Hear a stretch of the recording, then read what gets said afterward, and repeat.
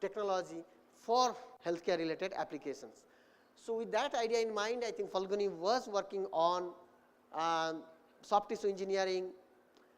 However, in 2012, we came to a point we realized, okay, let us go for forming a company. So, we formed the company in 2012, and since then we had a lot of struggle and a lot of good and bad journey, ups and downs, as you can see, and finally we had a lot of success also.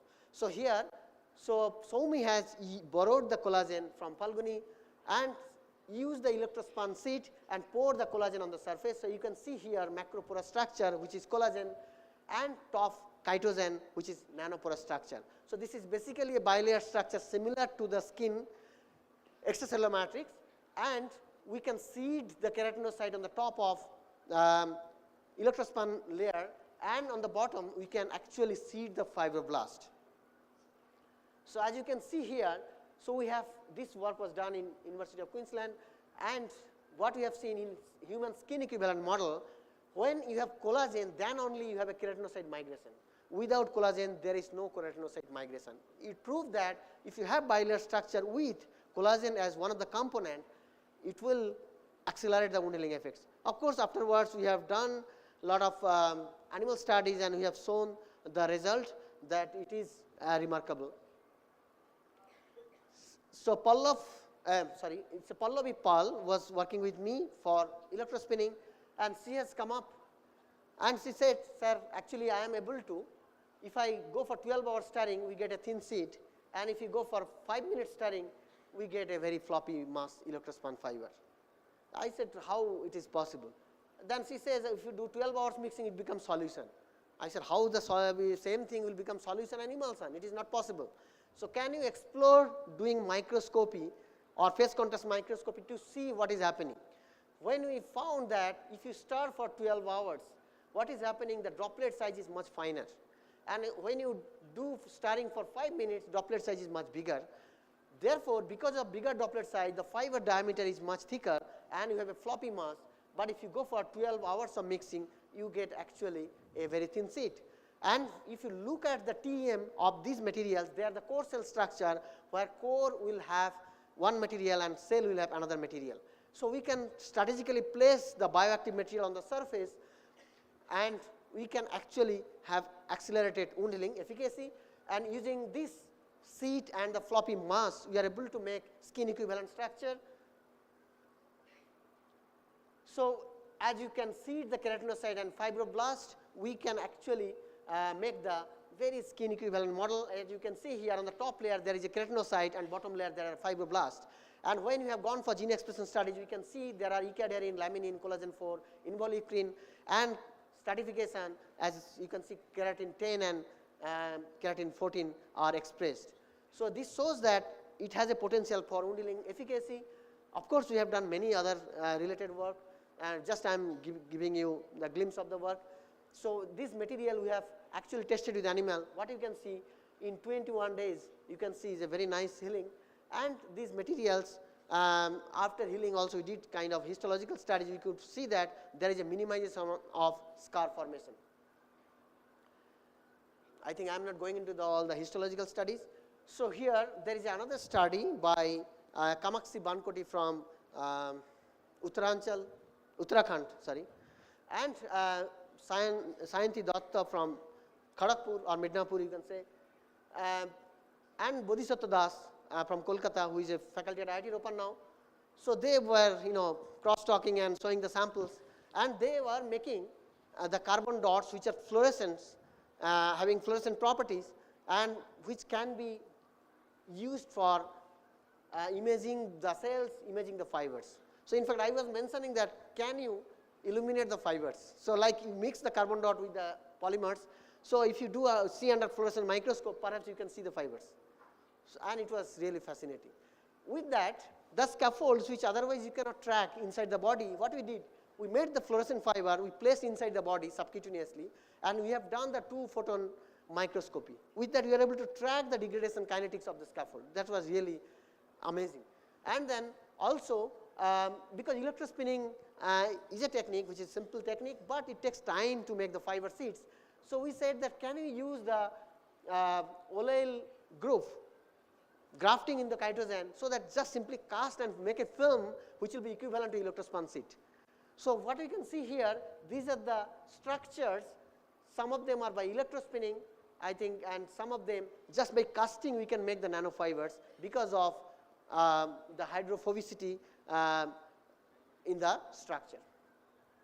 And of course, we are able to use this kind of carbon dots for making the fluorescent fibers, which can be used for tracking the wound healing non-invasive way using 2-photon microscopic imaging, as well as we are able to track the cells while cells are injected into the animal. So, this is again another interesting story, because while I was in UK, I was working on a chemical for ceramic processing, and that chemical has a double bond, as you can see here, and we thought this double bond can be explored for iodination kind of reactions. So, my friend Dr. Pallab Majumdar, who was a metallurgist working in titanium, so his PhD was on titanium, so he was mentioning that in West Bengal very often it happened that patients come back after the surgery, patient come back with a pain, and what they realize, maybe seizure by mistake is there inside the body, or maybe the gauze is there, and it's very difficult to track the gauze. So, therefore, we can use some radiopaque tracer which can be used, and if you do X-ray, if you find them, then you can say okay, gauze is there maybe by mistake. So, here he was mentioning, can we use can we develop a material biodegradable and radiopaque. So, with that idea in mind and with the chemistry, I think Dr. Poulomi Ghosh, who is a faculty at Presidency University now, and Manisit, who is working in US in the foreign I think companies now. So, together they did the wonderful work. Simple shaking a chemical along with say catgut suture, for example. I am just giving you an example. So, catgut suture, if you just shake, what you see that catgut suture become radiopaque and antimicrobial. That is really amazing. Silk, for example, silk sutures are also there in the market. Chitosan, many of the chemicals, simply you just shake, what you can see that it becomes radiopaque and antimicrobial. So, using that idea in mind, we are able to make particles, we are able to make textiles, and we have explored with applications. So, journal has suggested us to do the GI tract imaging, and therefore, we have used these radiopaque polymers for GI tract imaging as well. So, this is the work by Priti Prasanna Maiti. Again, this is a bio-waste material which we have explored and used, and we have shown that how nicely it works. So, we have published this in Communication Biology, which is a Nature group of journal. It is a very good journal in fact. So, what we have done, the goat ear is also a waste material, but again it is rich source of collagen 2, which could be used for cartilage regeneration, and we have done some work on cartilage regeneration. Still we are working on that work, and we find that we have made the peptide from the collagen type 2, and then this peptide at certain composition, actually it is forming the cartilage in vitro. So, if you just grow the cells, chondrocyte cells, you see the cells are actually coming together and they are forming the microtissues. That was really amazing. So, we are exploring that right now, but what he has done the different amino acids mapping. With that, we are able to predict the early early diagnosis of rheumatoid arthritis. So, because of sequential changes are happening in the GXY. So, that can be using the mass spec, we can get some signature of early detection of rheumatoid arthritis. This paper was published in Communication Biology, and of course, we have further worked on making the isolation of collagen 2 and made the hydrogel, and also you have used the stem cells which differentiated into chondrocytes, and we are able to make the injectable gel which we have applied to the rabbit model, and then we have shown that can you go back please. So, we have shown that actually using this injectable gel along with the chondrocytes, it is actually accelerates the cartilage healing. So, we have shown in the rabbit model. Of course, we did not get any opportunity so far to work with the human case studies. So, Omnivore Medicare, as I mentioned to you, was formed back in 2012, again with the interaction with my friend and he wanted to do something, and we thought also we have to do something. So with that idea in mind, so we formed the company, and we got the first BIZ grant in 2014, and we also got tied loan. We also got some fund from Prism. So with that, we actually first developed the technology for collagen isolation from fish bio-waste materials, and we of course we filed the patents, US patent, Indian patent, PCT, as well as Bangladesh patent, because Bangladesh has a very rich source of fish waste material. Because we have worked on freshwater fish is really a game changer, because its property is very similar to the mammalian collagen. So, and we have explored all the work and all the studies we have done, and we have seen actually the amino acid profile is very similar to mammalian one. So, using that, we have worked with Madeira, Cambridge based company. Madeira was working with many companies. In fact, I can tell you the story here. Falguni was working with me, and he was visiting Bangalore for a meeting, where one company from Chennai wanted a paper, and he had just given a paper, and then the company started copying the entire process and started making the collagen and started selling also. So I think the company sold to French company. However, I have also tested their sample through Madeira, and we find they are not able to make collagen. They are actually making the hydrolyzed collagen. Their dressing just in 1 or 2 days will vanish. But actually, you need to have a slow release of collagen. So that is where it could be a game changer. So we have also interacted with Magna Inc. and these interactions. Sometimes you may say the interaction had no fruits, but actually these interactions are immensely. We are immensely benefited by this interaction, because Madeira has given us how to make the final product, and Magna has said that you have to explore the lower hanging fruits, like what is the first raw material you can sell to the market. But the problem was that we are not having enough experience to do the marketing. So though we are able to deliver the technology, but we are not able to sell the products in the market. But we have realized one thing, that we need to go for clinical trial, which is very expensive, and because BIRAG has given first grant, if we can explore. But most of the time, the comment from BIRAG was that this technology is fine, but you do not have enough raw material. So it was very surprising, like the reviewer sitting in the cold room and then commenting that there is no enough raw material available. You can imagine, like 1-2 kilo of fish scale can give you the material which is costing 20 crore rupees. So you can imagine the scale, and 1 kilo of collagen is a huge volume I can say. Okay. So then I think in between there was a predicate device rule back in 2019 March, and by looking at that rule, I realized that we can actually do clinical case studies, limited clinical case studies, and we can launch the product in the market. So we have worked with companies like, I think some of the examples I can show you quickly. No. So I think it's not there. So can you go back, please? Yeah, so we have done some of the clinical case studies with National Burn Center, Mumbai. I stayed there 15 days. And also I given the samples to Kerala company. I have given to a person from Kerala who is there in Kuwait. So I explore all possibilities. Even I have given the sample to Cambridge company. And then finally we have come up with a result which was really fascinating. Then we realized, let us go for making the manufacturing site. So we have gone to CDSCO Kolkata, CDSCO Delhi. We tried all these, and finally we started the construction. And by the time Tata came into, so Tata said, okay, we will fund you. So that was really fascinating. And last 1.5 years we were working with Tata, and I think one by one we were able to cross all the hurdles, and now Tata is actually taking over this company. So that is one good part. And as you can see here, we are able to make the collagen, we are able to make the gelatin, and also we are able to make different type of dressings. So, you can see the products here, which was developed I think 15, 16, but the proof, right, proof of concept, like whether it is working or not, effectiveness, that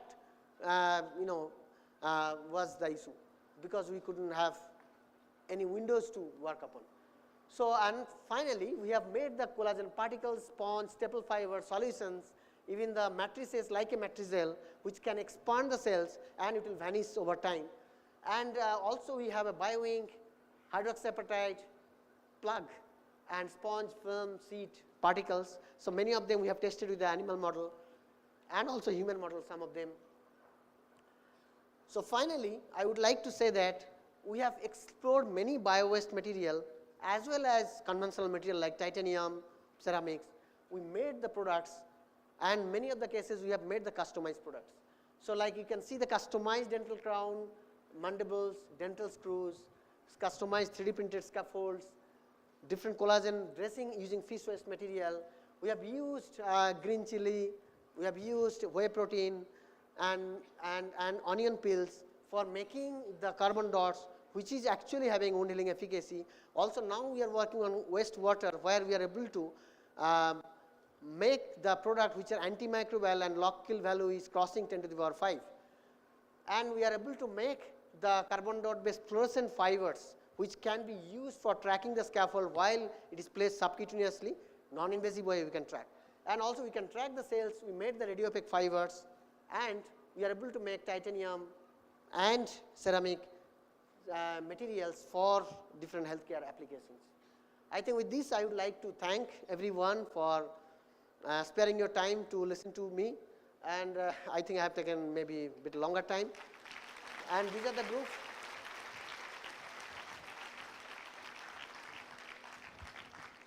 Thank you very much. So, you can see that DST, DBT, MHRD, DRDO has I think given the fund, and a lot of students, I think as I said 27 students already graduated, and Professor Kuthe is here, and he is again a catalyst for working with GMIMS. I should say that, I mean, I was like, I thought nothing can be done. We can do research, all will be published and it will be there in textbook, but nothing can be done. I think Professor Kuthe, he kindly agreed, then he said, can you spare your time one day? I said, why not? Then immediately we traveled to DMIMS. After talking to them, like I realized this is the place. And yesterday we got another fund, good fund we got. So that was again another 5 years we have the opportunity to work with DMIMS. That is fantastic. With this, I'm like to thank everyone for sparing your time. If you have any questions, please let me know. Thank you very much. Yeah. Thank you so much, Professor Datta. Quite impressive.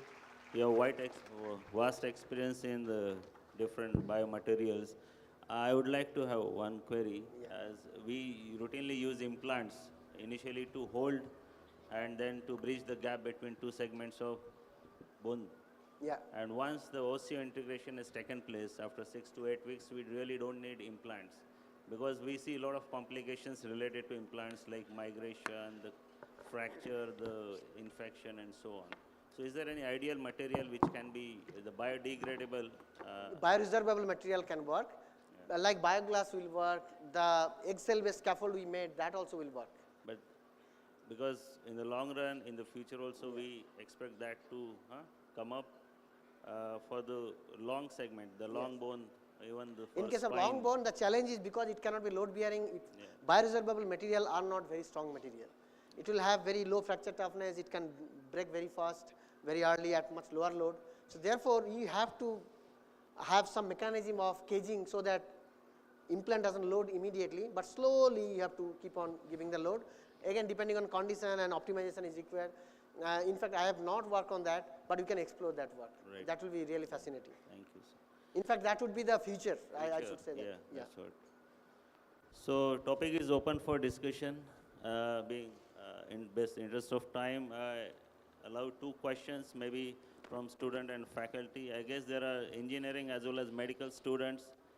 I feel this topic was mostly useful for medical students in today's context, but questions are welcome from both the faculties. Just one thing I can tell you that Prior to joining SMST IIT Kharagpur, I could not imagine that I can do that much. I was thinking I will be confined to ceramics. I will be making some ceramic like dentures, little bit of bone or something like that.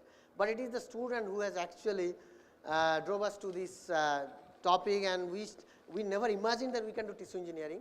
And then now I think we are the first group among all the IITs. We are able to isolate stem cells from placenta, and now we have huge source of stem cells. So we work on stem cells from placenta, primary cells from skin, from bone marrow cells, adipose tissue cells, and cornea cells, then cartilage cells. So I think like chondrocytes. So we are, of course, different cancer cells. So we have, I think, huge expertise now on different cells as well as the materials, and of course we do the characterization.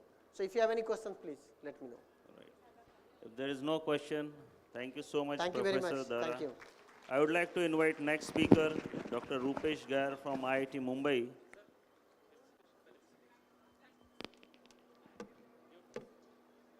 Sir, we would request Dr. Bhushan Manke, sir, HOD of Department of Dermatology, to kindly felicitate, sir. Thank you.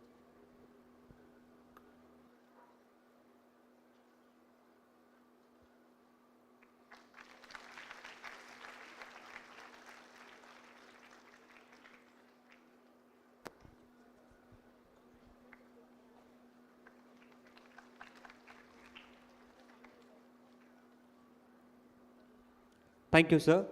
Moving ahead, we would request Dr. Sandeep Iratwa, sir, chairperson of the scientific session, to kindly introduce our next esteemed speaker. Yeah, may I invite Dr. Rupesh Gair as the next speaker. He is currently a senior executive officer at Biomedical Engineering Innovation Center, established IIT Mumbai in 2014 with the Maharashtra State and DST funding led by Professor B. Ravi. Medtech has proven to be a successful flagship R&D program which focuses more on deliveries rather than only research. Sure. Thank you. Dr. Rupesh acts as a support system and trustworthy mentor to transfer the idea into a product. He has mentored over 25 startups, 5,000 plus innovators and students through the different hackathon camps organized by Medtech IIT Mumbai. Dr. Rupesh, please. Good morning all. Can you hear me? Great. So I'm Dr. Rupesh Gair, Senior Executive Officer, Medtech IIT Bombay. I'm glad to see the white coats and the blue coats in the same room. So hats off to Datta Meghe Institute for being able to put this together. This is itself very difficult. So thank you very much. And let me start. So there's less science here, so that will be relaxing. I'm not going to take that bandwidth here. I'm going to take up the bandwidth that, okay, if you have an idea, if there is a problem, what do you do to develop medical devices? And that's the common thread here, okay? So how do you develop medical devices? What is necessary for medical devices? What are the problems that will come along the way? And how do you reach to the end where your product will be actually used by people? This is the journey, what we went through, and here is an experience or a story that what we develop, I would love to share, and if there is any learning, that will be great, and any feedback, would love to have that. So this is about BETIC. BETIC stands for Biomedical Engineering Technology Innovation Center. This center is at IIT Bombay. The small shed that you see at the background, the small shed, that's the center. It is in the campus, and the idea was, can we bring doctors, engineers, researchers, innovators, entrepreneurs, investors all together. So can we develop medical devices? That was the purpose. From an idea where a doctor says, I wish there was a device which could do something faster, accurate, or is more ergonomic, or the patient will benefit. From the doctor saying, or the engineer saying that I have a technology, I have 3D printing, I have a better mechanism, I have better sensors, can I use that to solve? The invention, the innovation actually forming a company or licensing to industry, and then the impact which is created is what was the plan here. So we started this center. Now why do we develop medical devices? You will see that most of you will be able to find one or the other device, you will be able to correlate. The right hand side images are some of the common devices, doctors who use them, students who use them in practice, as well as engineers. You must have seen people using those devices. Fortunately, unfortunately, during COVID, most of us got to be aware of medical devices. So everybody knows now pulse oximeter, right? Ventilator, oxygen concentrator, right?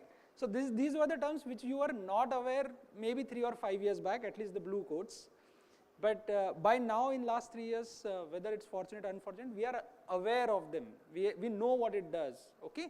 So that's the importance of healthcare, and in perspective of medical devices, it's a big segment, $372 billion industry itself, and it's the 5th largest employer. So it's not only that you should develop devices, there is an opportunity to create employment also, that's why it is important. Then the other part is that healthcare per se itself, the budget wise if you look, it is big. Now the unfortunate part of it is that although India also has a big healthcare medical device market, the problem is we import about 70 to 80% of medical devices in India. And that's why it is relevant for all of us to be thinking about it. Why is it so necessary?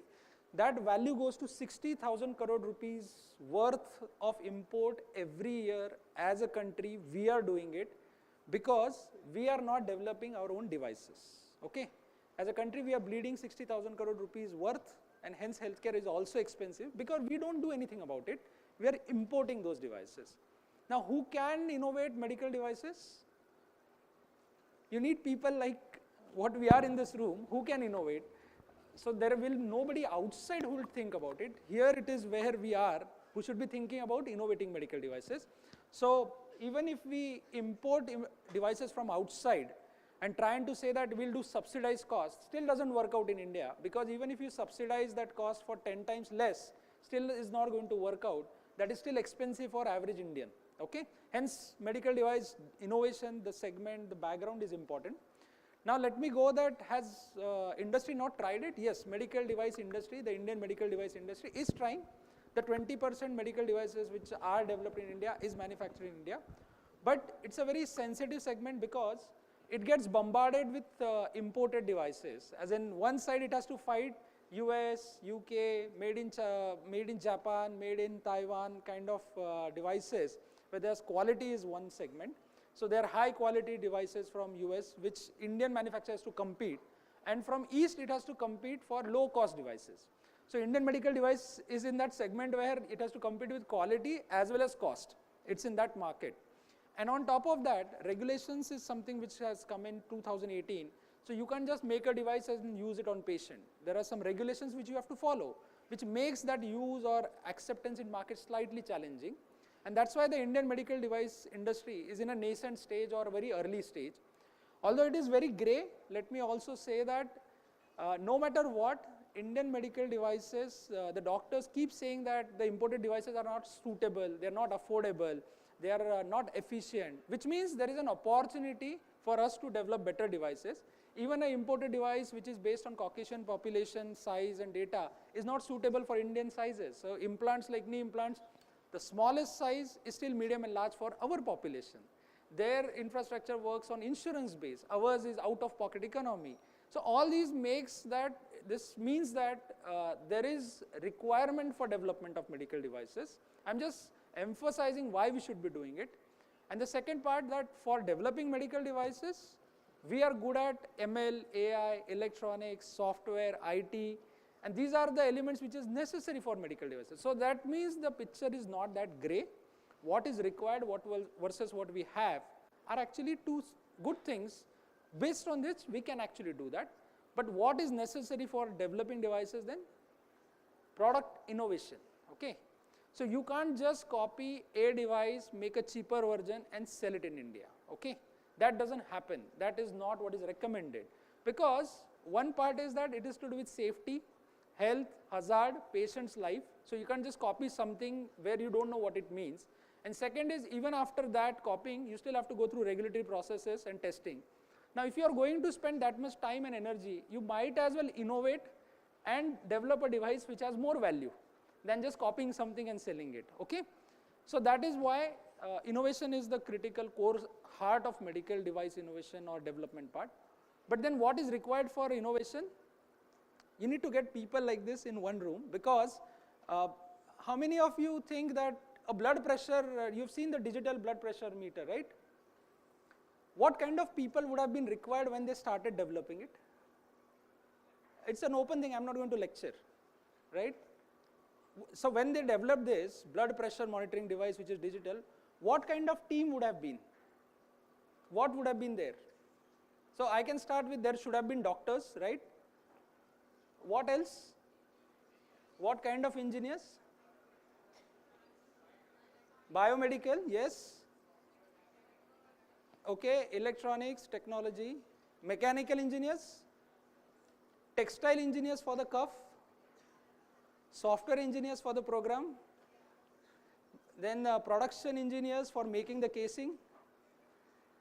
Okay, so now if you see the context, just for that one blood pressure monitor device that we use very often, you need these many people and somebody from physics background to say whether air will be compressed or not and how much to compress or not, right? So this is why medical device innovation slightly becomes challenging, because you need so many different kind of people collaborating, working in teams and making sure it is developed. Okay, that's what was lacking, but I'm fortunate that this is happening in India now, where people are coming forward and developing these devices. So now let's say we have an idea, there is a doctor friend or somebody who says that I wish there was a device. What is a typical challenge when we say that let's develop this device? What are the typical valleys of death in product life cycle? This is our experience which we learned from over years, and that's why I'm sharing this, which is a slide, this is a slide which is referred multiple places, which is called valleys of death during product development. So let's say somebody has a concept or an idea or a problem. The second stage is that somebody builds a proof of concept, a POC, which is based on whatever was available material. Then you go ahead and make a prototype of it. From a prototype, you have to go forward and make a product, which is medical grade product. Now, the difference between prototype and product is, prototype will work once or twice. A product will always work whenever it is in use. That's the difference. So, if I just make a prototype where there was a sensor and it is this big, it's not going to work out. Proof of concept can be scaled. And a product which is medical grade, tested, safety, evaluation, validation, verification, everything done, hence it's called a product. It's medical grade. And from product to market, still there's time, because you need somebody who is going to manufacture, package it, distribute it, sell, resell, install. You still need an industry partner to do that. Otherwise, it will never reach the people it was designed for. It's going to be in some lab or in some factory just sitting there. Okay? You need investors to put that effort. And this is where we saw that a lot of people were innovating, but why did it not reach the people it was designed for? Why the number is only 20% then? Why people are not buying made in India devices, not developing those devices? So we saw that a lot of R&D labs were able to convert an idea into a proof of concept. A lot of prototyping centers were able to convert that proof of concept into a prototype. But the third valley of death is much deeper. Converting a prototype into a medical grade product is a challenge. And that requires a lot of effort, and hence, because that was not happening, this valley of death, which is the fourth, that product reaching the people was even larger. Okay? So this is why you didn't see many medical devices coming in market which was designed. Lot of, as in I'm sure you all you're creative and you have good ideas, but this is the journey that you'll have to take through if you want to develop medical devices, if you want to make sure your product reaches the people it was designed for and is in market. Okay? The bottom line, that also are the two difficulties. Typically, you can make a POC in about 1 lakh rupees, a prototype in 10 lakh rupees. The moment you say want to make a medical grade product, it goes to about 1 CR. There's a lot of development cost, testing cost, safety, evaluation, people requirement. And from there to make a product, there is 10 CR. So that also breaks the dilemma where in academia, when you have an invention, an idea or a prototype, we feel that's $1 million idea. But please remember, there is going to be 10 million which is investment which is required for that idea to even come to market by industry. So we have to also adjust our wavelengths in such a way that they are going to invest more time, energy and risk. So hence we have to give away our innovations at that kind of valuations also. Okay? So we cannot just say that give me 50% margin, that doesn't work out. That is not practical. Those were some of the challenges when we understood why innovations were not reaching outside and reaching to the market. Okay? So those numbers are going to be less than 10%. Please understand, please imbibe it, then only it goes ahead. And this is with experience that we are seeing it. Also, there's a term called TRL, Technology Readiness Level, which may be interested to people who want to be in medical device innovation. So TRL 1 means your idea is only at an idea stage, concept or a paper. Yeah, now we can stop and we can I'm okay. start. Yeah. Sure. So only I'll just say that technology readiness level is something which is 1 as concept, and 9 is where you actually have a product. 3, 4 is a prototype. We'll just take a small pause and a break because we have some guests coming in, and I'll restart after that. We are going Thank to you. start with the inaugural ceremony. So we'll be taking a pause. It's a privilege to have the distinguished and esteemed dignitaries for today's event. We'll be starting with the inaugural ceremony very shortly. Yeah, just close. The dignitaries, they are there on the way for the ceremony.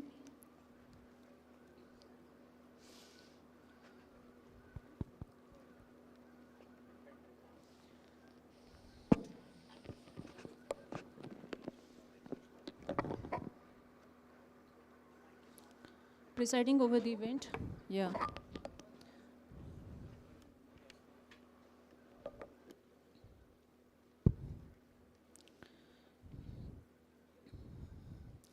Presiding over the event, we have Honorable Pro-Chancellor, DMI Chair, Dr. Ved Prakash Mishra, sir. Dr. Bhushan Patwardhan, Honorable Chairman, Executive Committee, NAC.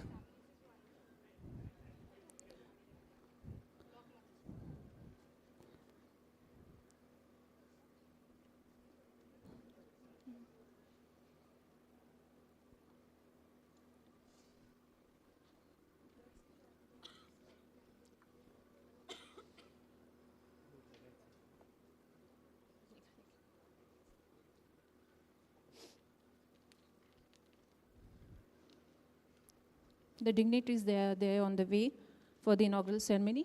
Presiding over the event, we have Honorable Pro-Chancellor, DMI Chair, Dr. Ved Prakash Mishra, Dr. Bhushan Patwardhan, the Honorable Chairman, Executive Committee, NAC, Professor Sanjay Zodpe, Honorable President, Public Health Foundation of India, Dr. Hemant Thackeray, Honorable Immediate Past President, Institution of Engineers, India.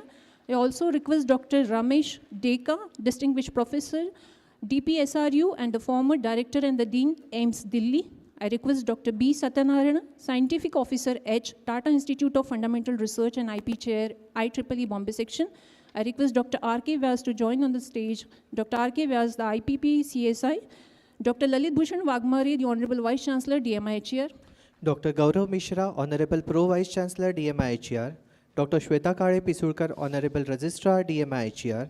Dr. Rajiv Borle, Honorable Director General, DMI Chair. Dr. S.S. Patel, Honorable Chief Coordinator, DMI Chair. Dr. Tripti Wagmare, Honorable Director, IQAC, DMI Chair. I also request Mr. Milind Pathak, the Chairman of Institution of Engineers at Nagpur, to please occupy the seat on the dais. I invite Dr. Sandeep Srivastava, Chief Scientific Officer and a mentor DMI Chair Global, please join on the dais. Dr. S.Z. Kazi, Director, Research and Development Cell. Dr. K.T.V. Reddy, Dean, Faculty of Engineering and Technology. Dr. Abhay Gaidhane, Dean, Jawaharlal Nehru Medical College. Dr. Ujjwal Gajbe, Dean, Datta Meghe Medical College. Dr. Shubhada Gade, Dean, Interdisciplinary Sciences, DMI Chair. I also request Dr. Manoj Chandak, Dean, Sharad Pawar Dental College, to join on the stage. Dr. Vaishali Kucheva, Dean, Mahatma Gandhi Ayurvedic College. Dr. Muhammad Irshad Qureshi, Dean, Ravi Nair Physiotherapy College. Dr. Seema Singh, Principal, Shrimati Radhika Bai Meghe Memorial College of Nursing. Dr. Om Mohdaya, Principal, School of Allied Health Sciences.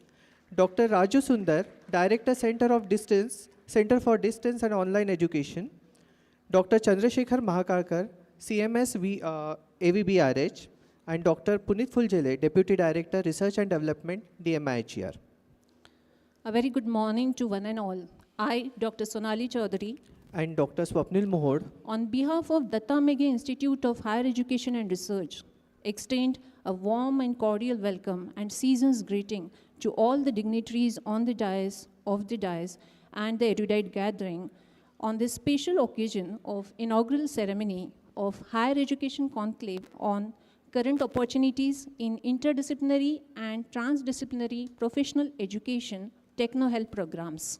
Dear all, this conclave, the deliberations of which are spread over 2 days, that is 21st and 22nd January, this jointly organized by the Institution of Engineers, India, Public Health Foundation of India, Datta Meghe Institute of Higher Education and Research, deemed to be university. This conclave is supported by esteemed knowledge partners like Global Consortium for Public Health Research, Alpha Tech, Generation Next Genomic Private Limited, Biomedical Engineering and Technology Innovation Center, and Census, and so on. We once again heartily welcome all dignitaries and do acknowledge the august presence of all directors, academic deans, vice deans, conveners, all HODs, faculty members, dear students, and all esteemed delegates. Tamasoma Jyotirgamaya, meaning, may the light of knowledge remove the darkness of ignorance. Light, a symbol of auspiciousness and prosperity. So let's start the ceremony by lamp lighting and seeking the blessings of the Almighty. And for that, I request all the honorable dignitaries on the dais to light the traditional lamp and offer our prayers to Goddess Saraswati. And I call upon Miss Vartika, the intern from Sharad Pawar Dental College, to recite the Saraswati Vandana. या कुन्देन्दु तुषार हार धवला या शुभ्रवस्त्रावृता या वीणा वरदण्डमण्डितकरा या श्वेतपद्मासना या ब्रह्माच्युतशङ्कर प्रभृतिभिर्देवै सदा वन्दिता सा मा पातु सरस्वती भगवती निःशेषजाद्यापः शुक्लां ब्रह्मविचारसारपरमा आद्यां जगद्व्यापिनीं वीणां पुस्तकधारिणीम् अभयदां जाद्यान्धकारापहां हस्ते स्फटिकमालिकां विदधतीं पद्मासने संस्थितां वन्दे तां परमेश्वरीं भगवतीं बुद्धिप्रदां शारदाम्. Thank you all. Thank you, Vartika.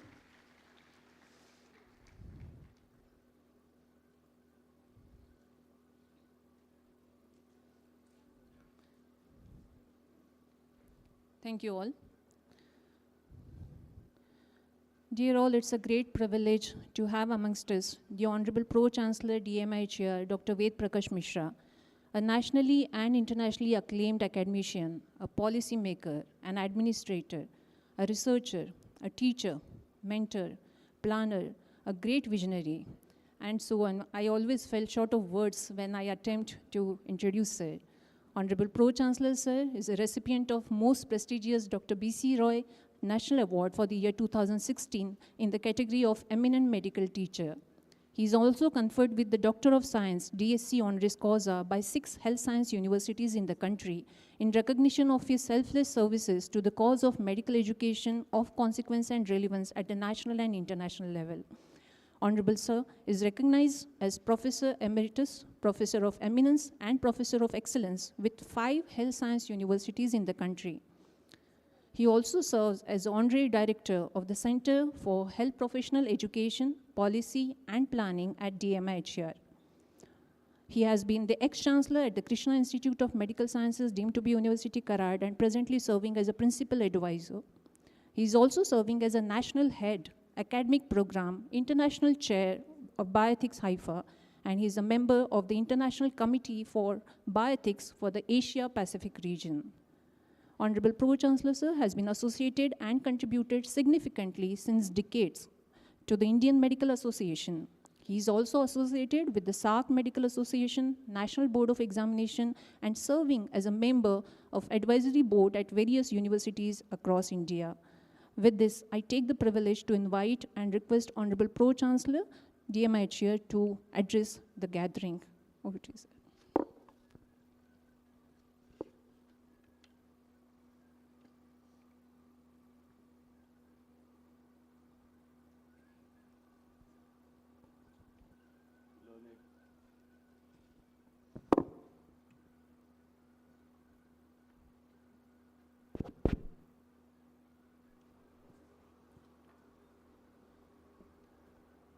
learned chief guest, who has gracefully and kindly consented to inaugurate this interdisciplinary and transdisciplinary professional education conclave.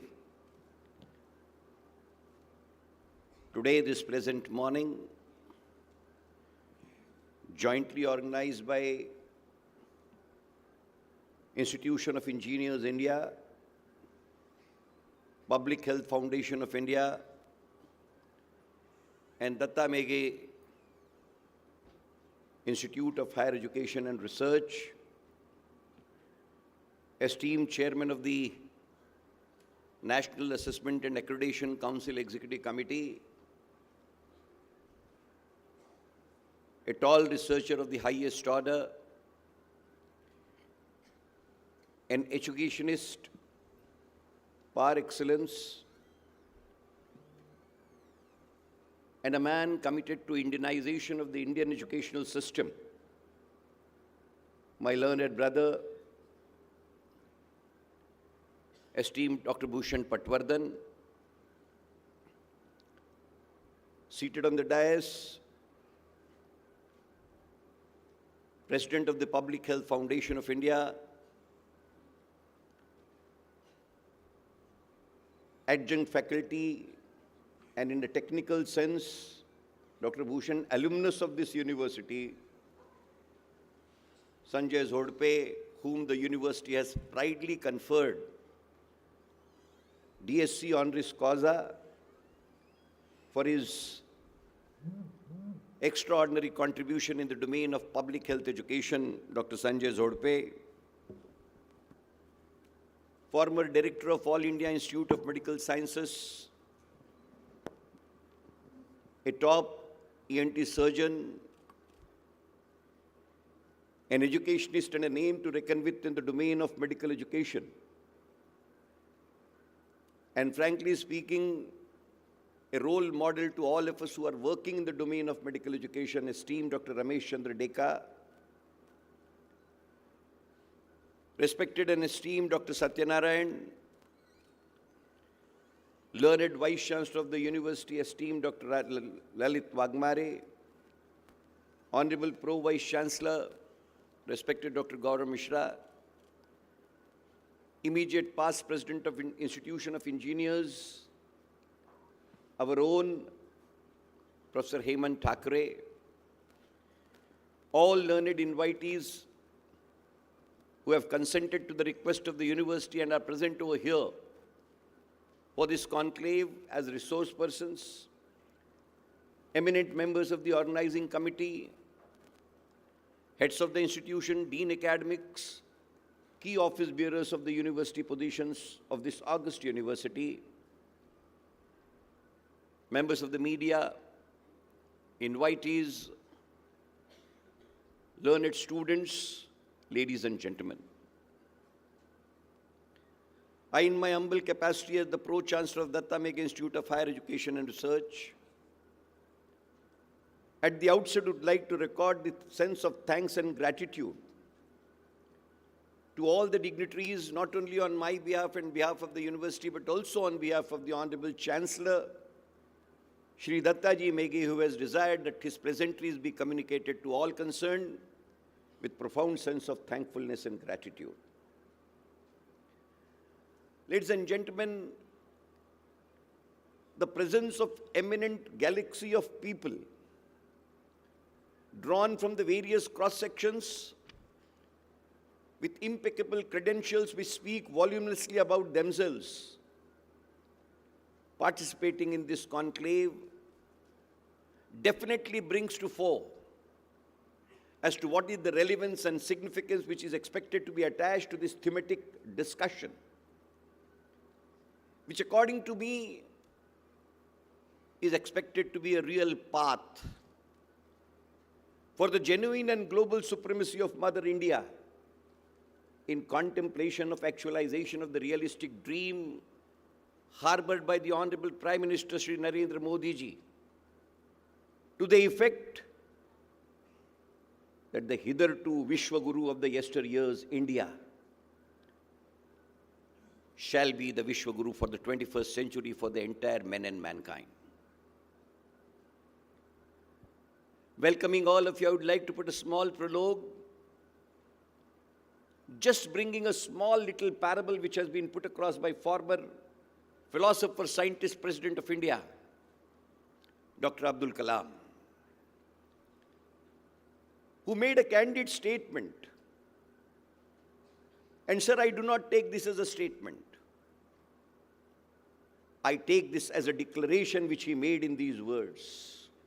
And I am quoting them, quote, just as 19th century belonged to Britishers by virtue of the colonial imperialism at their disposal, just as 20th century belonged to Americans by virtue of the advent of science and technology at their beck and call, in the same vein, in the same tone and the same tenor, 21st century shall belong to India, India and India alone, primarily because of the demographic dividend that it has at its disposal, and conversion of this demographic dividends into precious human resource in the domain of innovative contributions to the cause of the world turns out to be the key for the Indian supremacy in terms of being the masters of 21st century, not for a sense of mastery, but for the purposes of enlightenment of the entire global human population, for the purposes of creation of a better scientific,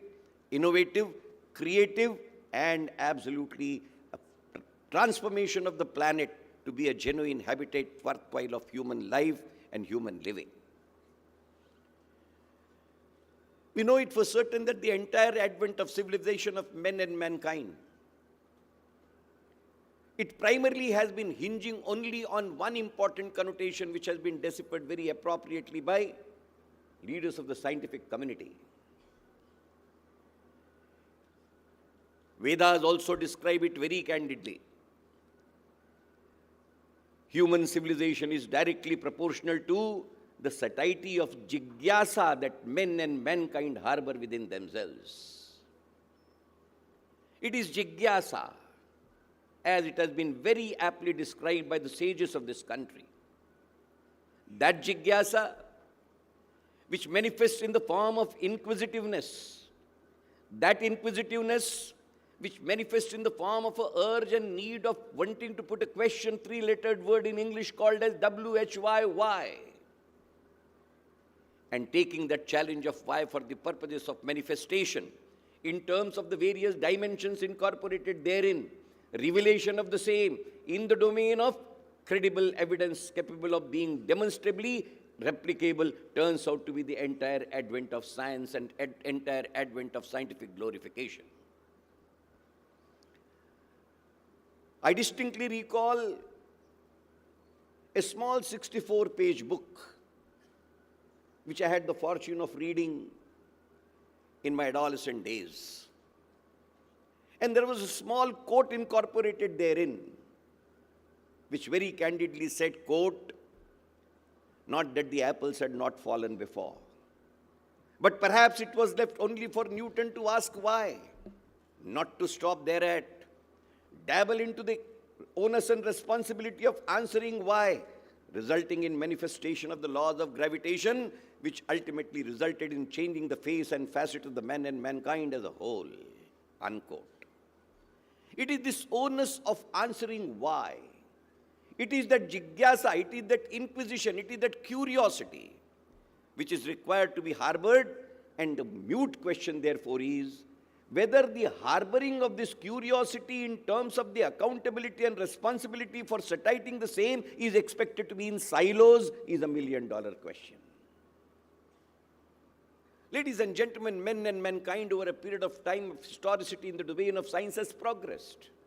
From a caveman to the cultured man, to a civil man, to a prudent man, to an absolutely egalitarian society that you and me are living today, is not created out of a magical wand.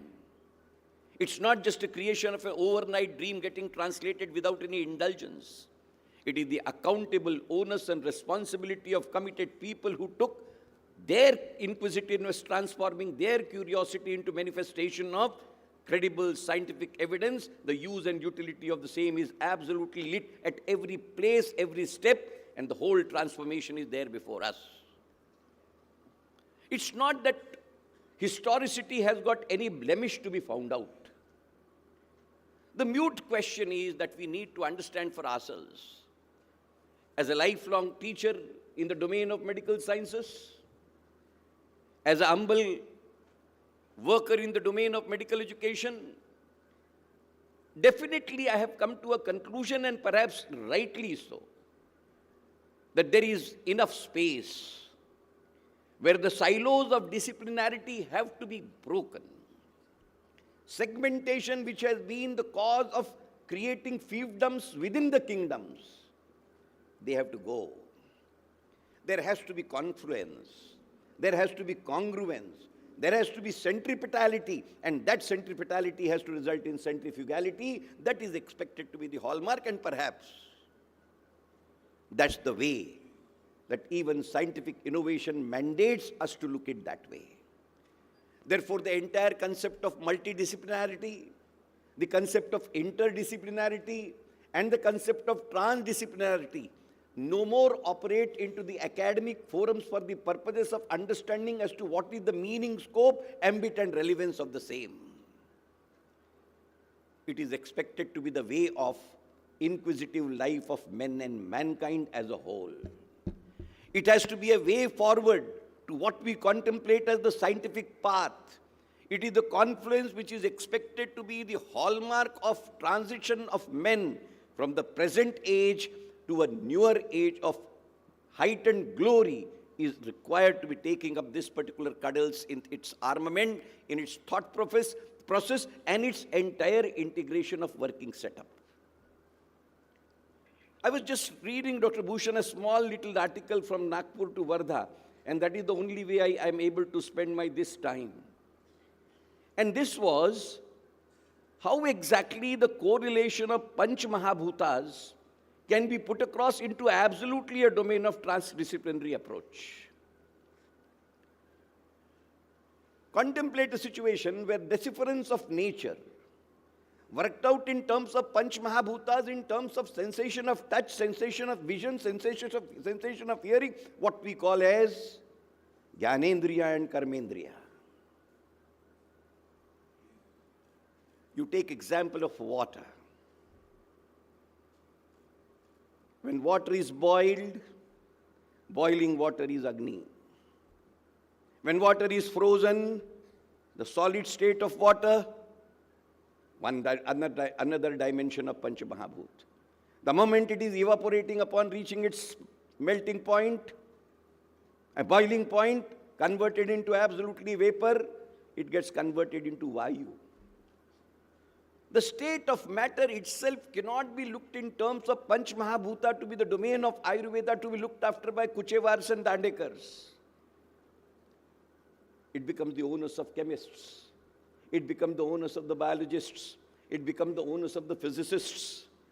The same event being viewed differently by different perspectives does not make the event different.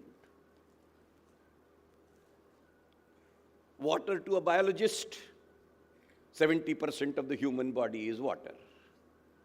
Water to a chemist, 2 molecules of hydrogen and 1 molecule of oxygen. Water to a physicist, surface tension and other dimensions incorporated, including the refraction through the medium of water. Does it make water different? And therefore, the entire connotation with your concurrence, Dr. Bhushan, if I can put it in the small little parable which was put across by Shankaracharya in Shankar Bhash, make the entire commentary loud and clear. And the accepted realistic fact is ekam satyam vipram bahuda vadanti. Truth is one. Your and my perceptions of looking at that particular truth does not make the color of the truth different. It is absolute, therefore it is truth.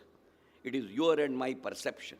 It is your and my drishti. You and me as drashta. We are through our drishti visualizing that which is drishtigat for the purposes of limited understanding and interpretation of that which is drishti gochar to the drishti.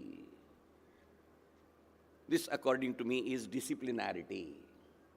This disciplinarity merging in the entire essence of interpreting of that particular all, like any point which is on the circumference, independent of the transition, irrespective of the diameter, irrespective of the radius, if it is to converge on the center, independent of the path, the center is common. And therefore, the centrality being common, it is not to be visualized from polarities, is what is transdisciplinary, multidisciplinary, interdisciplinary, all put into one for the purposes of that confluence which is absolute, which is truth, which is reality, which is matter, which is universe. Visualization of cosmos. Aham Brahmasmi, Tattvam Asi. What does it mean? It is integration of the multipolarity into unification. Unification can have a divergence, but divergence should always maintain that ultimate universality is in congruence only, and that is the two-way path which is required to be undertaken. Therefore, ladies and gentlemen, I am sure that the learned, ignited, mature brains in the form of leading people sitting over here, they will be picking up these parables, and the discussions and the entire orientation that will be worked out will be something which will not only be an academic feast, but believe me, it will be something which will be capable of giving us a real path to tread and walk on as to what is expected to be the fate and future of research in this country with this approach to be undertaken for the larger purpose of actualization of our legitimate entitlement of, once again, leading the Vishwa as Vishwa Gurus. It is in that context, ladies and gentlemen, I really salute eminent people like Dr. Bhushan, Dr. Sanjay, Dr. Ramesh Deka, Dr. Satyanarayan, and galaxy of the people who responded to the request of the university. The initiative undertaken by Institution of Engineers and the participative presence of the immediate National Past President of Institution of Engineers, Dr. Hemant Thackeray, President of Public Health Foundation of India, Dr. Sanjay Zodape, presence of Executive Committee Chairman NAC, Dr. Bhushan Patwardhan, and all of you brings out the concern that we harbor in our minds for working out a modality of the path, which is expected to be a path of futuristic, legitimate insulation, protection, and exaltation of the interests of men and mankind in the domain of humanism and humanization, as the Honorable Prime Minister puts it, ought to be the path on which the scientific community, the inquisitive community is to move, and not only move, inspire the ignited minds for the purposes of making this path glow with they following this particular trend. Therefore, ladies and gentlemen, the trend is contemplated, but it has to be set in, because still there is a psyche which comes as an obstruction. Negotiation of that particular psyche is important, and therefore I am sure that this conclave would turn out to be one of the not only pathfinders, but path breakers on the fountain path, so that the fountainhead of knowledge is capable of sprouting in the terms of giving a real twilight illumination to the world as a whole in the interest of men and mankind. That has been the pursuit of Indian knowledge ever since contemplation of the first hymn of Rigveda, where we contemplated that anything which is good and vital, independent of segregation of language, disciplines, culture, noble and nobility has to be accepted, independent of the direction where it is expected to be coming from. The entire universe is expected to be taken up for the purposes of eschewing nobility. And any radiance from anywhere is expected to be there, to be taken up for the purposes of incorporation in terms of congruence and confluence. It is in this concept, ladies and gentlemen, Vedic literature contemplates the whole Prakriti to be Trigunatmak. And who says the entire multidisciplinarity and transdisciplinarity, Dr. Bhushan, the other day I was able to find in Sundar Kandi in Ramcharitmanas. And who is preaching multidisciplinarity and interdisciplinarity? It is Mandodari who is preaching it to Ravan. Read, Sumati Kumati Sabke Urmahi. Ravan सुमति और कुमति हर किसी के मन में है, ये मैं नहीं कह रही हूं, सुर नर मुनि नारद अस गावई। ये सुर नर मुनि नारद ये सब कह रहे हैं, क्योंकि प्रगति के तीन ही गुणात्मक आधार, सत भी यही कहता है, भाव भी यही कहता है, कर्म भी यही कहता है, ज्ञान भी यही कहता है, मन भी यही कहता है, चित्त भी यही कहता है, बुद्धि भी यही कहती है, और तेरा अहंकार भी यही कहता है। That is the contemplation, ladies and gentlemen, which is, and hence, in all my humble submission, welcoming and putting this cross, I am making it clear I am not delivering presidential address, because presidential address will be delivered by ex officio, the Vice Chancellor of this university, learned Dr. Lalit Bhushan Wagmare. Once again, putting this, I'm sure, it's just I'm wanting to unload whatever little contemplation I harbor in my mind, and there could not have been a better forum, there could not have been a better gathering than putting it this across. We all stand in unison onto that particular path, which is a path breaker for the purposes of emancipation of global inquisition, with the accountability of Indian integration to be the real path and real cause of it. Let us venture into that path. It is only for the purposes of then, 21st century, which is to belong to us, shall belong to us. Let us script that up in unison, and let this conclave be the commencement of that script writing in the realistic sense. Once again, welcoming and thanking all of you for patient listening. I say, God bless you all. Thank you. Thank you very much, sir, for this captivating address full of words of wisdom. And you so nicely elaborated the term jigyasa. Great orators can start revolutions, stir up the emotions, and spur people to action. And we experience it once again through your address, sir. To express our sincere gratitude and thankfulness, we'll take this opportunity to felicitate Honorable Pro-Chancellor, sir. And for that, I invite and request Dr. Sanjay Zodpe, Honorable President, PHFI, to kindly felicitate Honorable Pro-Chancellor, sir. Honorable Sanjay Zodpe to felicitate Honorable Pro-Chancellor, sir.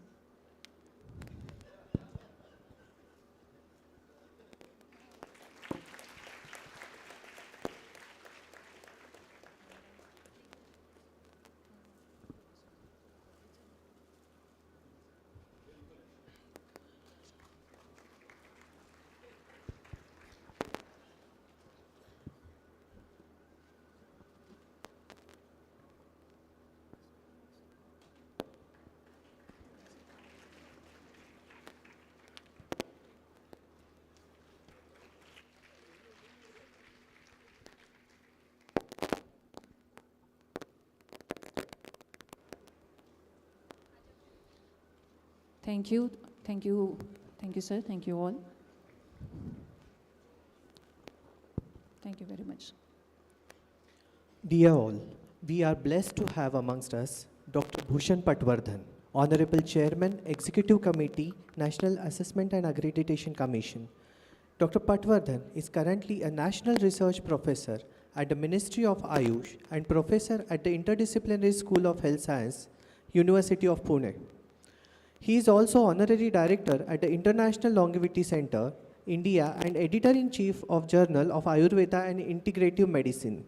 He has over 40 years experience in research and development in evidence-based Ayurveda, ethnopharmacology, drug discovery and development, and integrative medicine. He is Fellow of National Academy of Sciences, National Academy of Medical Sciences.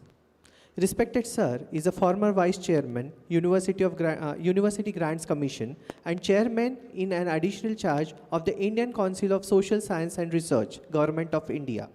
He worked on boards of several universities and was a member of important national committees of the UGC, CSIR, DST, DBT, ICMR, FSSAI, and Ministry of Ayush. He was the former Director of Interdisciplinary School of Health Sciences and the University of Pune, and has worked on committees of Niti Aayog and National Knowledge Commission and a Planning Commission. He is a recipient of many awards, oration, authored many books and chapters. His recent scholarly book, Integrative Approach for Health, published by Elsewhere, has received excellent reviews. He has guided 20 PhD students. He has to his credit 8 Indian patents, 2 US patents, and over 175 research publications with over 10,200 citations. It is indeed an honor to such a dynamic, vastly experienced dignitary with us today. And we are keen to hear you, sir. Herewith, I invite and request respected Dr. Patwardhan to deliver the address. He is going to talk on topic, One Nation, One Healthcare System, Esoteric Idea or an Essential Act. Thank you, sir. Dhanyavad. Thank you. After listening to Professor Ved Prakash Mishra, I was telling him, he is absolutely unstoppable. Means I have seen very few orators who in a continuously fashion connect scholarship with the contemporary developments connected back to our ancient wisdom. Thank you, Dr. Mishra. It's always a treat to listen to you. And many thoughts which you actually mentioned resonate, very much. You talked about Jidnyasa, and also you talked about the big questions from Upanishads, These are the things which our new generation need to cherish, and I'm sure under your leadership, this great institution will even go to higher and higher heights. I am very happy that you have selected a subject which is very, very unique, I would say, because on one platform you have got engineers, because clinical engineering is emerging as a very cutting-edge field now. Engineers, doctors, and public health specialists, along with a galaxy of different experts who have come from all the way, and what we call them as Bhishma Pitama of medicine, Dr. Datta, former director of All India Institute of Medical Sciences, New Delhi, and Sanjay Zhodpe, president of PHFI, Institution of Engineers. It's really a very unique opportunity for me also to come and share some of my thoughts with you.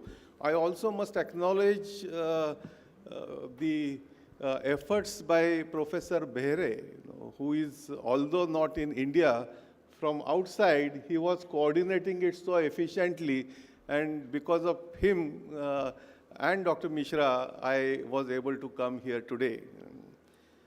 I was thinking, what should I talk, and then knowing the legacy of this institute, knowing the vision, what Dattaji Meghe and his entire family have put forward to establish this center of excellence in a place like Wardha, and the kind of services that they are giving to the community, I thought of sharing some of my views which are connected to the broad theme of this conference, which is interdisciplinary and transdisciplinary. National Education Policy 2020 has mentioned this term multidisciplinarity. They are saying that every university should become multidisciplinary. If you are a university, you cannot be unitary, because knowledge is diverse, and it is our responsibility to expose our students to this diversity of knowledge. While we make them super specialists in one particular discipline,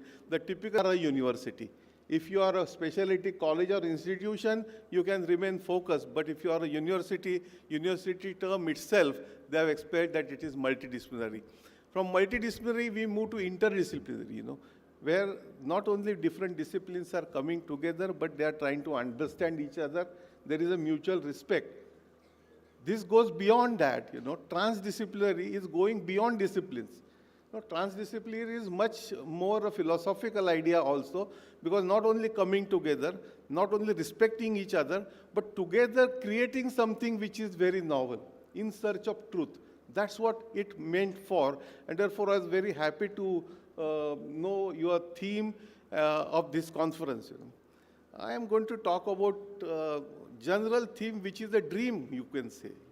Whether it comes and when it comes in reality, I also may not be able to tell you.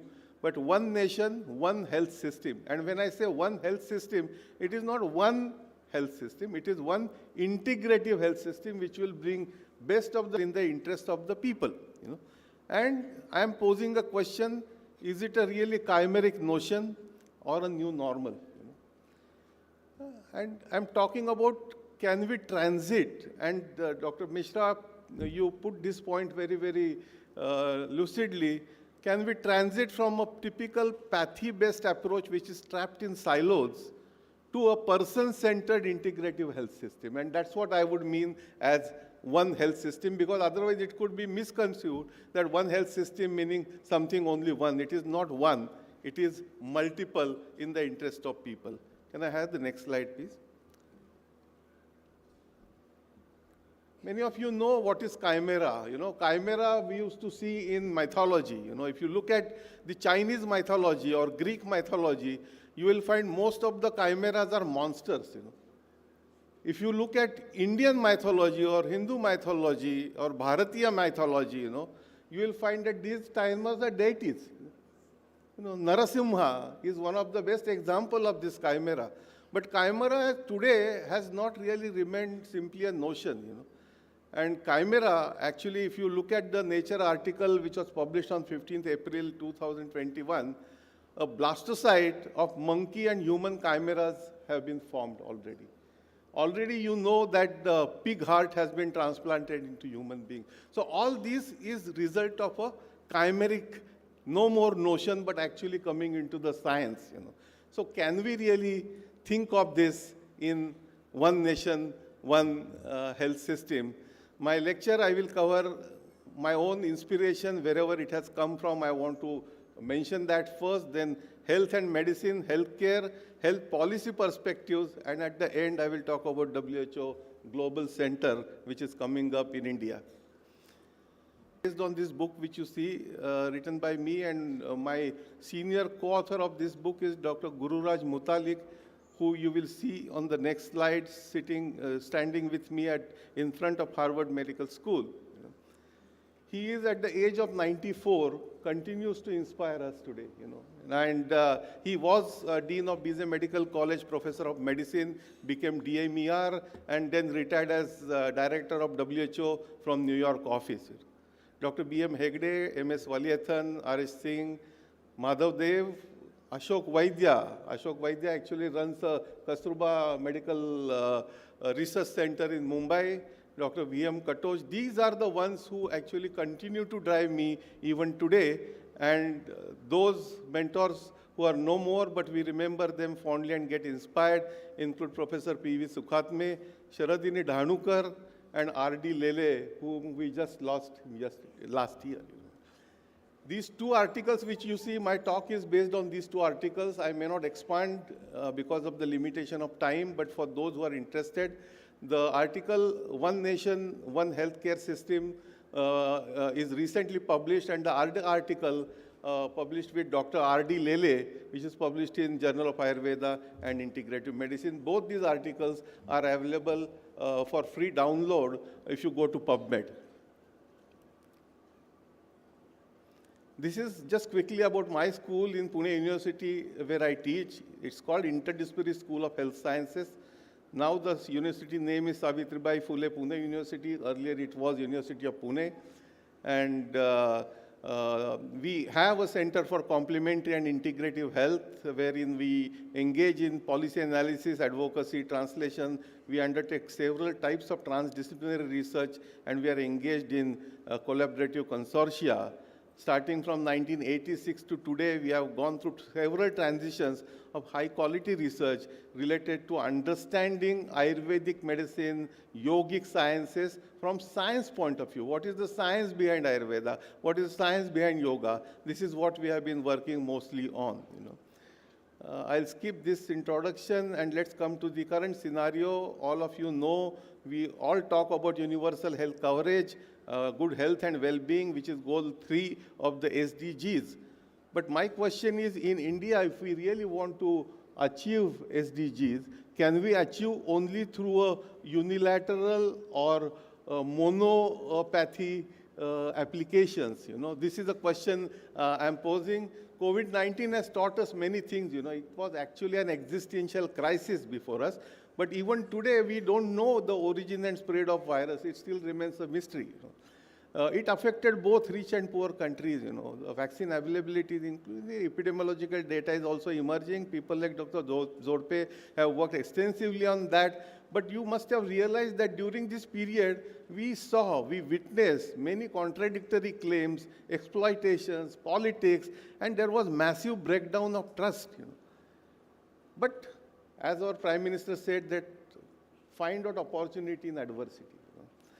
So COVID-19 actually exposed the inadequacy and incompetencies so-called in our own healing systems. But at the same time, it brought modern medicine and traditional medicine on the same level playing field, because both of them were relying on empirical data. Because this was as new to traditional medicine as new it was to modern medicine, and we must accept that both have strengths and weaknesses. And the universal health coverage, when we are talking about, although biomedical sciences have progressed tremendously, here are some questions which are put. I'm not going to read all the questions, but the essence, when we see that advances are happening, on the other side, what is happening to the public health? These are the questions, and I'm going to leave it to Dr. Zodpe in his own presentation. He will talk about public health scenario, what we are talking about. But in our country especially, we are intermixing terms health, and we talk about health, but in our mind we think of medicine. Somehow these terms globally also have been intermixed. For example, if you look at National Institute of Health, you will see that their institutes are mostly medical institutes. So we are really confusing health and medicine. This I was taught by my mentor, Dr. N.S. Devdar. And he told health and medicine are two different things. And therefore, when we started health sciences school in University of Pune, I had to defend it in my own Senate. And questions were asked when BJ is there, AFMC is there, why Pune University should conduct School of Health Sciences. And then Banu Koyaji, N.H. Antia, N.S. Devdar, Rajnikant Arole, all of them, they came to our rescue. And they said that, no, this is something different experiment, and you must do that. And UGC supported at that time, and we established the first school. And my reasoning in the Senate was, because there are more medical schools in Pune, we need health school also, because health is not necessarily taught in medical schools. Medical schools teach medicine more. Health is determined by 4 determinants. I'm not going to talk about them, all of you know. But the 4 determinants, nutrition, environment, lifestyle, and genetics, are like 4 pillars. If any one of them become weak, you need a support system, and that support system is medical care, which is the 5th determinant of health. But we have started realizing that the support system is the only thing, which is not so. Healthcare scenario, if we look at it, when we talk about healthcare, actually it should be about primary healthcare. It should be about family medicine. That's what healthcare actually would mean. It is about promotion of health. It is about disease prevention. But are we really giving healthcare? We are actually talking about medical care, which is about cure, which is about hospitals, which is about surgery, which is about drugs, which is about diagnostics, which is also important. If we lose health, it becomes important. But from care to cure, we have now transited into what we call it a health scare. We are actually scaring people. We saw that scare during COVID period. And we are not stopping even there. We are transiting further to scams. And we saw these scams during COVID times, So healthcare, cure, and medicine, if you look at healthcare, there on one side, there are curative practices. On the other side, there are market forces. And in between, we are trapped into affordability, accessibility, and availability of healthcare. Primarily today, we are traveling towards becoming a medicalized society. We have started thinking that by taking medicine, we get health. Health is a process wherein individual has to actively participate in gaining health. Doctors cannot give you health. Doctors can cure you from diseases, So this understanding of health is somewhere missing. We talk about modern and traditional, food or medicine, nutrition or supplement, family chats or mobile applications. Today we have actually lost our original lifestyle. We have lost our original foods. We have lost our original millets, we have lost our and therefore the whole lifestyle diseases emergence which you saw, we have outsourced our kitchens to Zomato and Swiggy, and we have converted our living room into home theaters. This is what we are living in today's world, Scientific evidence on one side because of advancements of sciences, the level of scientific evidence is going higher and higher. No doubt. I myself am involved in scientific research, so I know that the scientific research is going higher and higher. But on the other side, Dr. Mishra, worrying is the lowering levels of value systems. This is something very important, and so I'm not going to explain on that, but low level of ethics is really something which we are facing. Research profit and ethics, those who have read John Evanidis, and his work, John Evanidis comes from Matrix. This is the Institute of Stanford University, and he's asking this question that why the most research in biomedical domain is flawed. This is the question, why most published research findings are false. This is the question he's asking, and he's telling us that 80% of the biomedical research today is actually amounting to waste because we are involved in Me Too research. There is no novelty, there is no innovation, there is no concern about people's need. There is profit concern which drives, and we have witnessed these 2 years, although they were very difficult. We have got many glimpses of what I am talking about. People have asked questions like, notice that why those who fund results go majoritarily in their favor. Why this is happening? This is about ethics. This is a paper in British Medical Journal in 2016 where they were finding about American community reasons of death. Top 10 reasons of death, and BMJ published this. The third number they called that medical error. Now JAMA 2021, if you find again 10 reasons of death, this has gone to number 4 because COVID has taken number 3 position, but they have changed this medical error term to now unintentional injury. Whatever terms you may use, the message is clear. The medical overuse which is happening, many journals, Lancet, BMJ, NEJM, you talk about, they are talking now about less is more. Less medicine you give could be more effective, choosing wisely, too much of medicine, the right care, all this happening globally. Where are we? Where are our reflections? Where are our policies going? This is the, even progressive pharma industry, globally I can tell you, that they have realized now that their focus should be more on prevention and early interception, And they are asking question, people are asking question, that can a business and profits linked to suffering and agony of people, can it be sustainable? This is the question which people are asking. The next part of my talk is about health policy and perspective. Abraham Flexner Commission, 1910, revolutionized American medical system, and they celebrated 100 years, and Educating Physicians, a wonderful book was written, and this kind of an example I want to give when I'm talking about one nation, one health system, and the opportunity what we get is through National Health Policy 2017 and National Education Policy 2020 to move in that direction, But Dr. Mishra, on this slide, and many of the terms we are there on the slide are known to you because you have seen many of these committees, and Dr. Datta also will remember this, right from Bhor Committee and that, all other committees, Sokhe Committee, Chopra Committee, Pandit Committee, Dave Committee, Udupa, Mudliar, Srivastav, Bajaj, all committees, they have actually advocated integrative approach. But one in red is dominating even now after independence. So that colonial mindset, we have not been able to come out of that.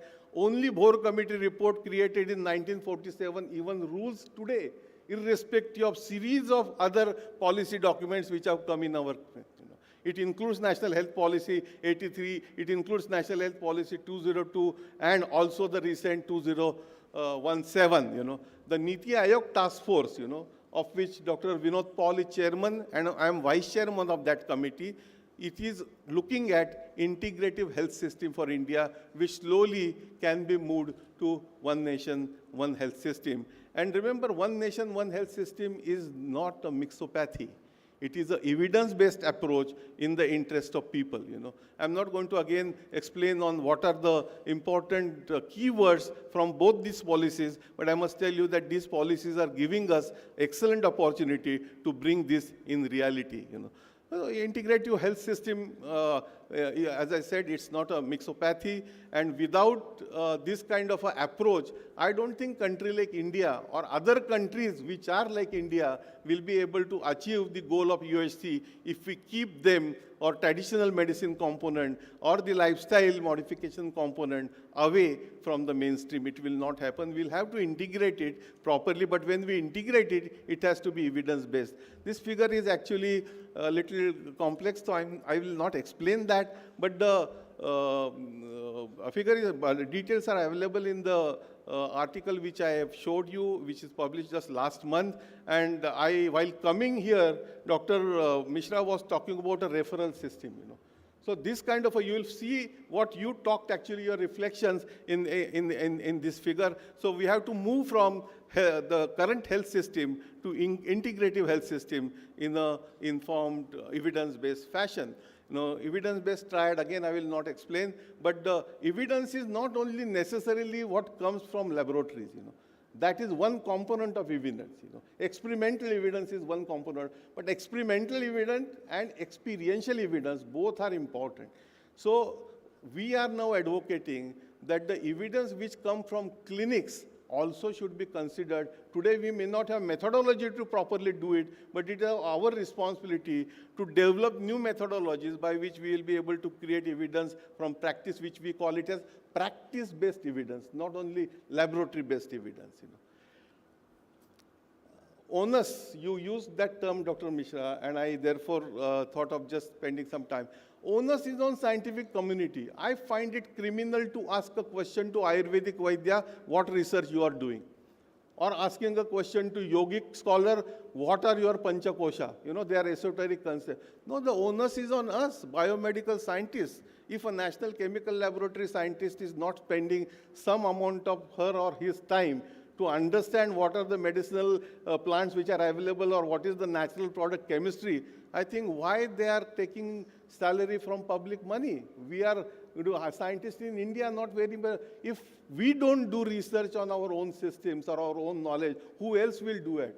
And by the way, others are doing it more rigorously than us. So we should not wait for that day when we will have to learn our own knowledge like Ayurveda or yoga from the West. Already yoga has been dominated by West. It has happened already, and the cutting-edge research related to yoga and consciousness is coming mostly from the Western top universities.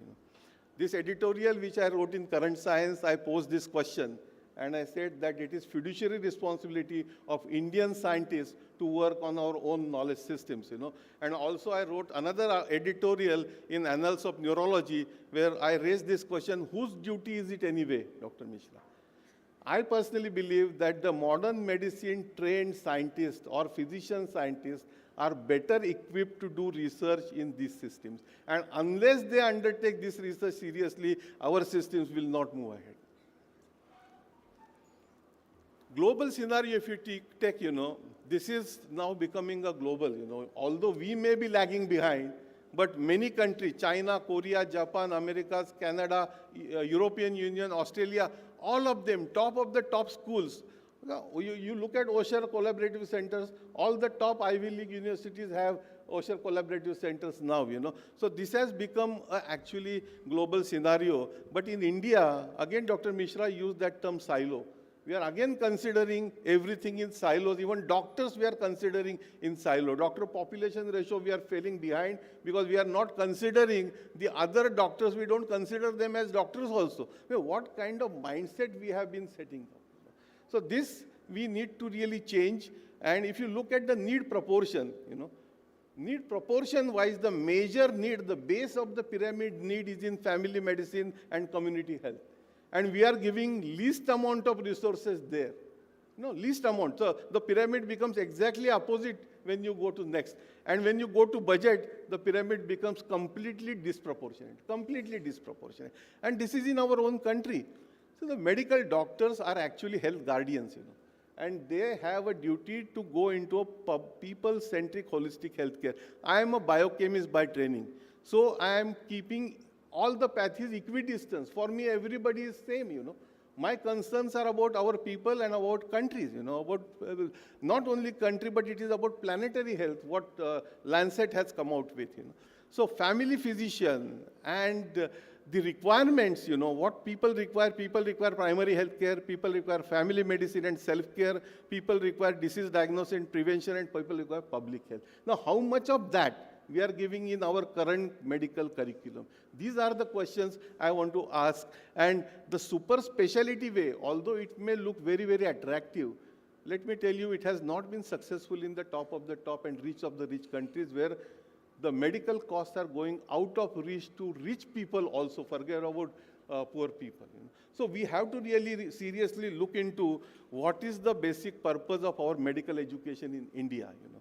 And unless the medical education is centered to primary health care, family physician, and unless we give that glamour to family physician, like the glamour the cardiac surgeon receives or neurosurgeon receives, unless that glamour is given to family physician, this change will not happen. The whole of society approach, you know, WHO recommends now the whole of society approach that includes health promotion, disease prevention, treatment, rehabilitation, and palliative care, you know. So we have to move our medical education in this direction, you know. And as one of our recommendations to the committee, we are talking about, can we create a base medical course wherein first 3 years can be common? Because for medical schools, MBBS students, you know, for example, what kind of competencies we are giving them to manage diabetes? Giving insulin and metformin is not managing diabetes, you know. For managing diabetes, are we giving them proper equipped with nutrition and lifestyle modifications? If not, we have to do that, you know. Stakeholder involvement is another thing. If we want to go on one nation, one health system, learning from history and philosophy, then your health in your hand approach, you know. We have actually suggested the fourth tier in healthcare as family care, you know, as fourth tier. Evidence-based approach to one nation, one health system, envisioning transformation from a pathy-centric, fragmented healthcare system to a people-centric, integrative healthcare. And again, I will repeat that this does not even remotely mean mixopathy or monopoly of any of the system. Considering what we did during COVID time, you know, the COVID time, we created this as an example, and we worked together with pulmonologists, with modern medicine practitioners, and we undertook several clinical, 126 randomized controlled studies have been completed. And out of that, 42 studies were prophylactic studies, 50 studies were therapy studies. And if you look in PubMed, we have published more than 25 publications wherein this kind of an integrative approach was used, which was very, very successful. The Ayush Sanjeevani mobile app, Professor Dr. Jodhpe has seen that data. People want it, you know. Integration is already happening at the people's level. You know, we cannot undermine that. And this new study which is undergoing, if we get Dr. Mishra even moderate success in this, it will be a global success. You know. We are giving vaccines, and on the other side, we are giving orally to them ashwagandha, and we are studying immunogenicity of vaccines by use of, this is a randomized control study with statistically powered on 1,200 patient multi-centric study. The protocol of this study has been published in Frontiers in Medicine already. These are some of the publications. Considering all this now, WHO has selected India to establish its first center outside WHO. This center is known as Global Center for Traditional Medicine. Last year, Prime Minister and WHO Director General inaugurated it, and you will see that in August, there will be a global summit on traditional medicine which will be hosted alongside the G20, and 20 countries' ministers will participate in this. And the WHO has asked Ministry of Health that in your program, why traditional medicine is not present. So now world is asking about this, and the world is moving in this. So this Traditional Medicine Global Summit 2030, we are at present in a planning stage, and I would appeal that your institution also can become one of the participants and collaborator in this mega event which is coming. So this is our aspiration, this is our dream. One nation, one healthcare. Transiting from pathy-based to person-centered, and going from Ayush by adding A of allopathy to it, making it longer AA Ayush. Can we really do it? This question again I will pose before you. Is it a chimeric notion or a new normal? I don't want to take decisions. I want to leave it to your judgment and your wisdom. Thank you very much. I must thank all my associates and co-workers. I have not presented my research data because this was not the place, but sometime I will come and I'll talk to your scientific community and your faculty about what kind of evidence-based research we are conducting in Ayurveda, not only in our school in Pune, but it's a global network, including NIH, NCI, and Memorial Sloan Kettering, who are our collaborators. Again, I thank you, Dr. Mishra, you and your entire colleague, Dr. Wagmare, and all of you. It was a pleasure to visit your campus, and yesterday I saw your campus in Nagpur. Means I have not seen such a vibrant and aesthetically elegant looking medical university. Congratulations to all of you. Namaskar, Jai Hind, Jai Bharat. Thank you, sir, for this informative address and enlightening us on this important topic, One Nation, One Health System, which shall be integrative, value-based, evidence-based, affordable, and moreover accessible for the people. As a token of appreciation and gratitude, we would like to felicitate you. For that, I invite Honorable Vice-Chancellor DMIHER, Dr. Lalit Bhushan Wagmare, sir, to felicitate Honorable Chairman, Executive Committee, NAC, Dr. Patwardhan.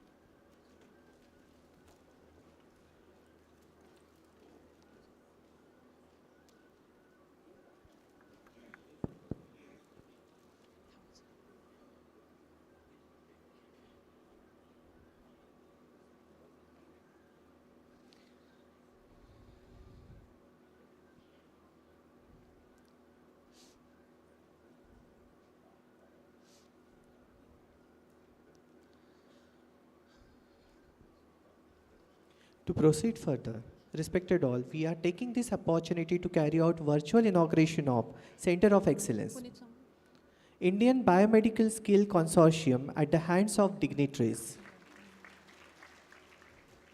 I request all the honorable dignitaries to kindly launch the center, Indian Biomedical Skill Consortium in virtual mode.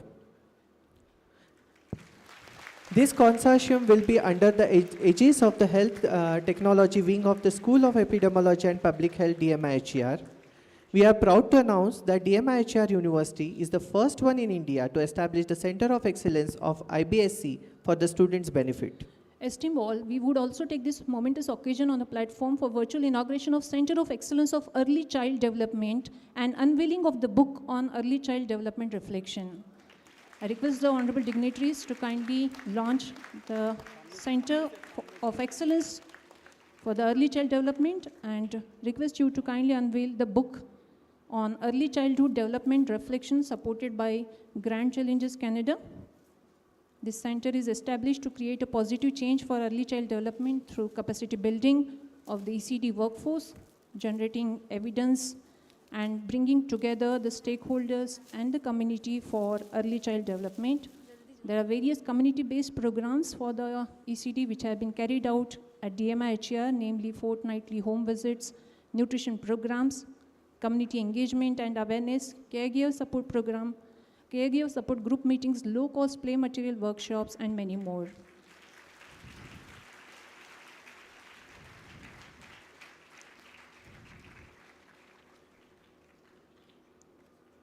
Thank you.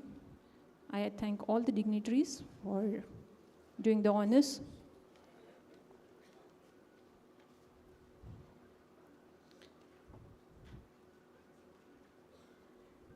So we are moving on to the further sessions and the deliberations of the inaugural ceremony. Esteemed all, we are having amongst us very distinguished Professor Dr. Sanjay Zorpe, the Honorable President of the Public Health Foundation of India. He has served as a Vice President Academics at the Public Health Foundation of India and led the Indian Institute of Public Health Delhi as its founding director. He has held a joint appointment as Honorary Director and Adjunct Professor at various international universities.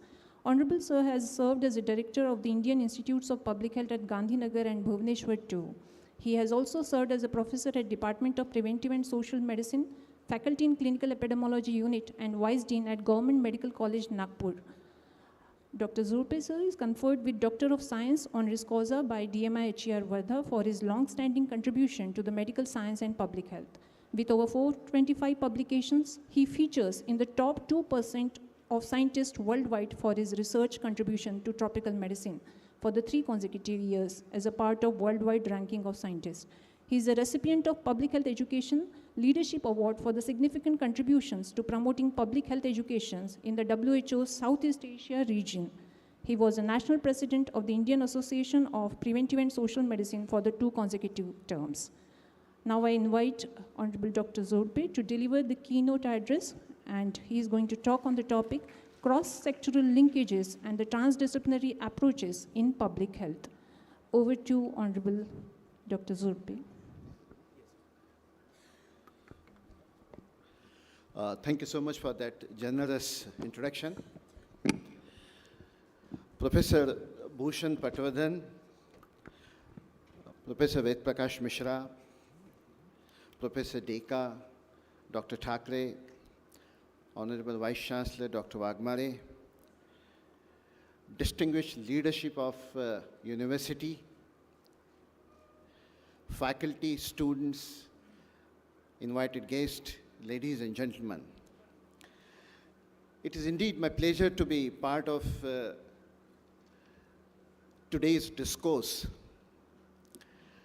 for 2 reasons: that Public Health Foundation of India is a formal collaborator for this particular initiative of discourse and disquisition on transdisciplinary and interdisciplinary higher professional education. And extraordinary opportunity for me to share my thoughts with you around the theme that we have identified for this conclave. And therefore, I decided that I would speak to you on cross-sectoral linkages and transdisciplinary approaches in public health. Why I'm doing so is, if you look at the interdisciplinary and transdisciplinary higher education,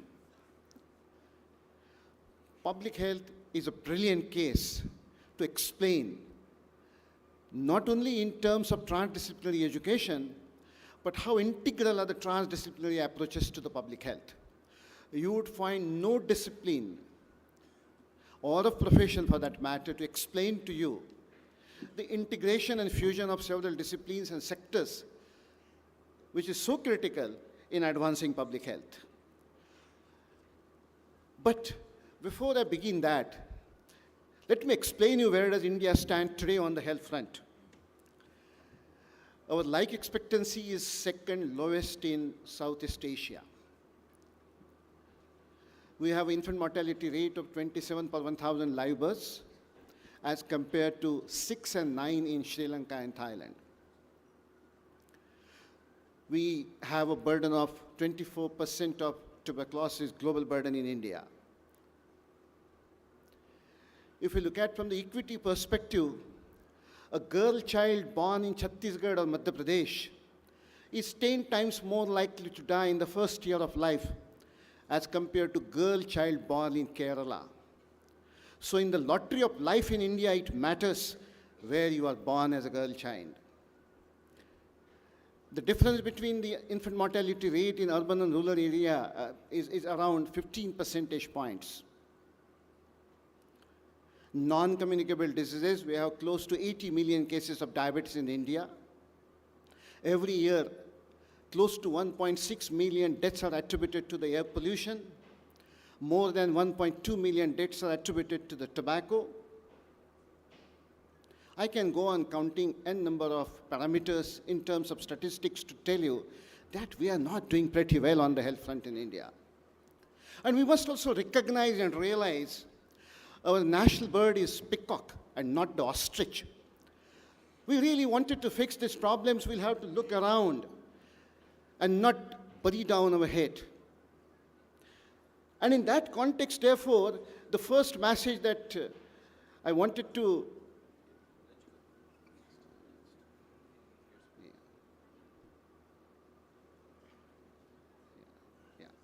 the first message that India's health problems is a matter of concern for all of us. Now, how do we actually use transdisciplinary approaches in responding to these challenges? Let me begin with this Gunnar Myrdals, who was a Swedish economist and was a Nobel laureate in 1974, who told us that health lives out of science and draws nourishment from the totality of the society. My job is made easy by Professor Bhushan Patwardhan, who explained to us the difference between the medicine and health. Medicine can only instrument, and that too one singular instrument to improve the health. There are several other parameters which contributes to and which are actually critical in ensuring that the population is healthy. And therefore, it is important to understand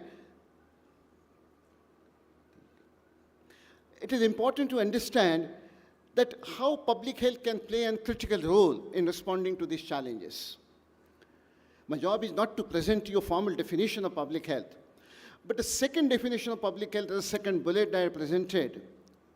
What we as a society do collectively to assure conditions in which people can be healthy. Such a broad definition and scope of public health tells us that we need multi-sectoral interventions. Medicine can be one of those interventions, but we also need to ponder those transdisciplinary approaches which can help us to keep people healthy. And there is enough evidence in the literature. The Calcutta Declaration on Public Health, which actually talks about that public health itself is a multidisciplinary endeavor. How can you actually separate health from poverty, equity, ethics, social justice, environment, community development, globalization? We can't do that. WHO Commission on Social Determinant of Health also highlighted the role of beyond health measures. The social determinants are so critical in the context of health. Multidisciplinary partnership is so critical in advance in public health was also reflected, and there is enough evidence for that. 12th five-year plan, the earliest planning commission and now Niti Aayog, also talked about so criticality in the context of public health of the multidisciplinarity is all about. And if you look at from that perspective, who are the public health professionals? Public health professionals are the people who are trained in public health or a related discipline. And I wanted to emphasize that related discipline who are employed to enhance the population health. We all are actually in that context responsible for enhancing the population health, and we become the part of the public health workforce for that matter.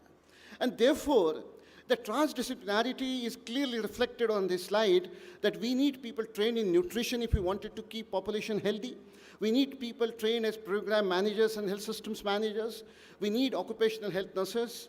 We also need, in the context of the One Health, which Professor Bushwardhan talked about, veterinary physicians playing an important role. COVID-19 is a brilliant example of that. Human-animal interaction in the context of health is so wide and vivid. We need molecular biologists, we need public health geneticists, we need social scientists. We need all these kind of people to keep us healthy. We only as doctors cannot keep people healthy. We need all these people if we wanted to ensure that the population remains healthy. But can one discipline produce them? We have several, therefore, feeder disciplines to the public health, and they can be listed like this, that we need social sciences, we need industrial hygiene, we need geneticists, we need basic sciences, social work, veterinary sciences, demography, biostatistics, human rights, agriculture, data management. All these are required in the context of public health to ensure that we all are healthy. And therefore, I want to quote that if you have a hammer, everything will start look like a nail. Because if we learn only one specific discipline, even to the greatest the deepness of that, the solution to every problem with that one discipline would not help to solve the purpose. We really need to see that how we integrate the disciplines to solve the problems. The problems are very complex. They cannot be singularly solved, and therefore, the transdisciplinary approaches are so critical. And therefore, that's the beauty of public health, that public health can be considered a discovered discipline. It's a fusion of several disciplines. It's long time back in 1821 to 1902, Rodolphe Fenchot tells us that should medicine ever fulfill its great ends, it must enter into a larger political and social life of our time. Should this ever come to pass, medicine, whatever it may then be, will become the common good for all, is being recognized in that century too. And therefore, the message number 2 is the public health is truly a multidisciplinary, and we should take this as a case study to see that how the multidisciplinarity and transdisciplinarity is critical in solving our problems. But what influences the health? What are the factors which influences the health? If we look at perspective that we as people, on one hand, we need health system to keep us healthy. But on the other hand, there are social determinants of both health and nutrition are so critical, both in terms of societal and personal. Like, for example, in water and sanitation and food systems and environment and social accessibility and development. They all impact our health. We cannot look health in isolation of these parameters. And of course, there are personal parameters like education, income, social status. But at the bottom, you can also see that our health is influenced by the political and economic systems also. And therefore, if we look at the health perspective from the multi-level determinants, you would find even moving from global to national and national to community and family to individual level also, at the development stage, distribution, like for example, equity, demand supply, the trade is impacting our health. The taxation policies do have impact on our health. The perceptions in terms of the cultural and priorities, the socio-economic priorities, and of course the pathways to achieve the health that Dr. Patwardhan talked about it, and beliefs and behaviors and biology. So these are very integrated, complex. Health is so complex, it cannot be singularly visioned from the perspective of medicine. And therefore, public health tells us that we need multidisciplinary learning. And that needs to be translated into multi-sectoral applications, and will help us to design the policies and action in all relevant sectors aligned to the public health goals, which will help us to improve the population health, considering health equity at the center stage. Whatever be the public health challenge, it could be like a disease, or it could be a risk factor like suppose alcohol consumption or tobacco consumption. Take an example of infectious diseases. We all understand animal health plays a critical role in terms of zoonosis, acute myocardial infarction, microbial resistance. Take an example of maternal and child health, importance and critical role of nutrition and status of women and child in the society are so critical and important. Injuries, air pollution, climate change. Now take an example of air pollution, what the doctors would do with the air pollution. It's engineering measures that we will have to contemplate to reduce the air pollution so that it impacts lesser health. And that actually translates to saying that although the SDG number goal 3 is good health, but let's talk about the first and second goal, like no poverty and no hunger. Is the poverty and the nutrition and hungriness is not related to the good health? You take in clean energy or you take climate change, they are all so related. The impact and interventions on all these goals will also have impact on the health. And therefore, not only in terms of health and SDGs, but the conversation needs to go beyond the conventional factors. I will take 3 case studies of air pollution, agricultural systems, and climate change to make the case of the transdisciplinary research and multisectoral action more relevant and important. Air pollution, as I mentioned to you, that approximately around 1.6 million deaths every year in India are attributed to the air pollution. That translates to 9% of our national disease burden. But if we really wanted to control air pollution, we will have to engage with the policies beyond health sector.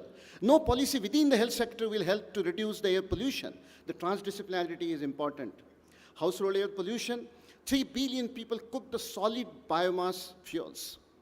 If we'll take the LMIC countries, the burden borne by the women and children is more than 50% under the 5 deaths due to the pneumonia. And what is the risk factor? It is the soot inhaled from the household air pollution. Diseases like, for example, pneumonia, stroke, ischemic heart disease, COPD, we all understand, lung cancer. And South Asia, unfortunately, is the shouldering biggest burden. What kicks me tells us that having an open fire in your kitchen is like burning 400 cigarettes an hour. So much of an impact of air pollution inside the kitchen. Overall burden of environmental risk factors, air pollution, wash, occupational risk factors, other imminent factors. The global burden of disease study in 1915 has very clearly isolated the burden attributable to the environmental factors. If we wanted to improve our health, we will have to address all these challenges. Both from the research response point of view, because I said that we need transdisciplinary research also, and we also from the action response point of view, because we need multi-sectoral action-oriented approaches also. We will have to collect the data and analyze the data in terms of emission data, exposure data, health effects data, data on policy shaping and policy making processes too. From the action point of view, we will have to talk about how do we reduce use of solid fuels, vehicular pollution, coal-based power plant, construction and road dust, DG sets, burning and crop waste management. And we will have to mobilize the agents and agencies involving multiple stakeholders in the whole process, engaging with the civil society advocates. The action will also be at the multi-sectoral level. And then only we will have to be able to talk about it. Soil health has clear connection with the plant health. Plant health, animal health, and human health are so integrated, and that's what the One Health we all talk about. We are currently facing challenges that affect how we should approach agricultural food and nutrition, because agricultural food and nutrition is very much impacted because of the climate change, increased global population, water uses, diminished arable land, and then changing food systems and processes and urbanization. These are all interconnected. We cannot talk in isolation. The world will need to produce 60% of more food to feed a population of 9 billion in 2015. This rise is tremendous. It cannot be coped up unless we think innovatively and design strategies more comprehensively. But we have to do it more sustainably also. Our food systems are responsible for up to 29% of total greenhouse gas emissions. On one hand, we talk about climate change, and unless we address this, how are we going to do this? Agriculture accounts for 70% of the world's water uses. Agriculture is responsible for an estimated 80% of the global deforestation. Issues are interconnected, and therefore the role of transdisciplinarity is so important. As food systems evolve to address the challenges of population growth, environmental change, and economic instability, we should ensure that they also improve our nutrition, because that remains critical in advancing the overall agenda. To improve the nutrition for all, therefore, we will need to make changes in what food we produce, how it is processed, transported, marketed, and consumed, because that becomes critical. Food environment is impacted because of the market and trade systems. You cannot isolate trade systems. You cannot isolate agricultural production, consumer purchasing processes, and food transportation and consumer. They are so interlinked and interrelated. The trade policies have such a huge impact on the health of the population. It's so critical and important that we need to understand. And therefore, agricultural and food systems policies must make a greater contribution to the improving nutrition that will ultimately contribute to the improving the health of the population. We need to realize that we live in a world where food systems are threatening the environment, and environmental degradation is threatening the food systems, and this will get worse if we don't change now or we don't act now. That this is the message that which is so critical for us. Climate change has so multiple impact on health. We all know that vector-borne diseases to water insecurity and food insecurity to the extreme climate events and displaced populations to the vulnerable human settlements will have the impact of the climate change that we are witnessing.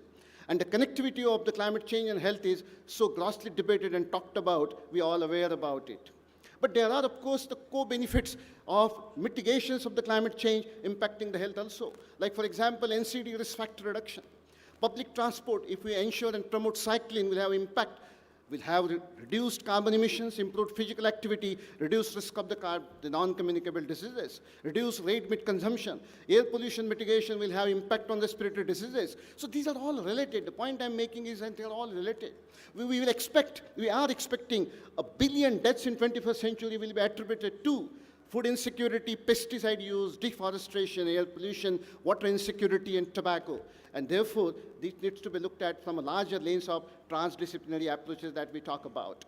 The message number 3 is health is therefore affected by the several determinants which lie outside the conventional health sector, and therefore we need multi-sectoral action, which is so critical in advancing health. Last few minutes of my message number 4. I wanted to tell you that the policies in other sectors are critical and important too.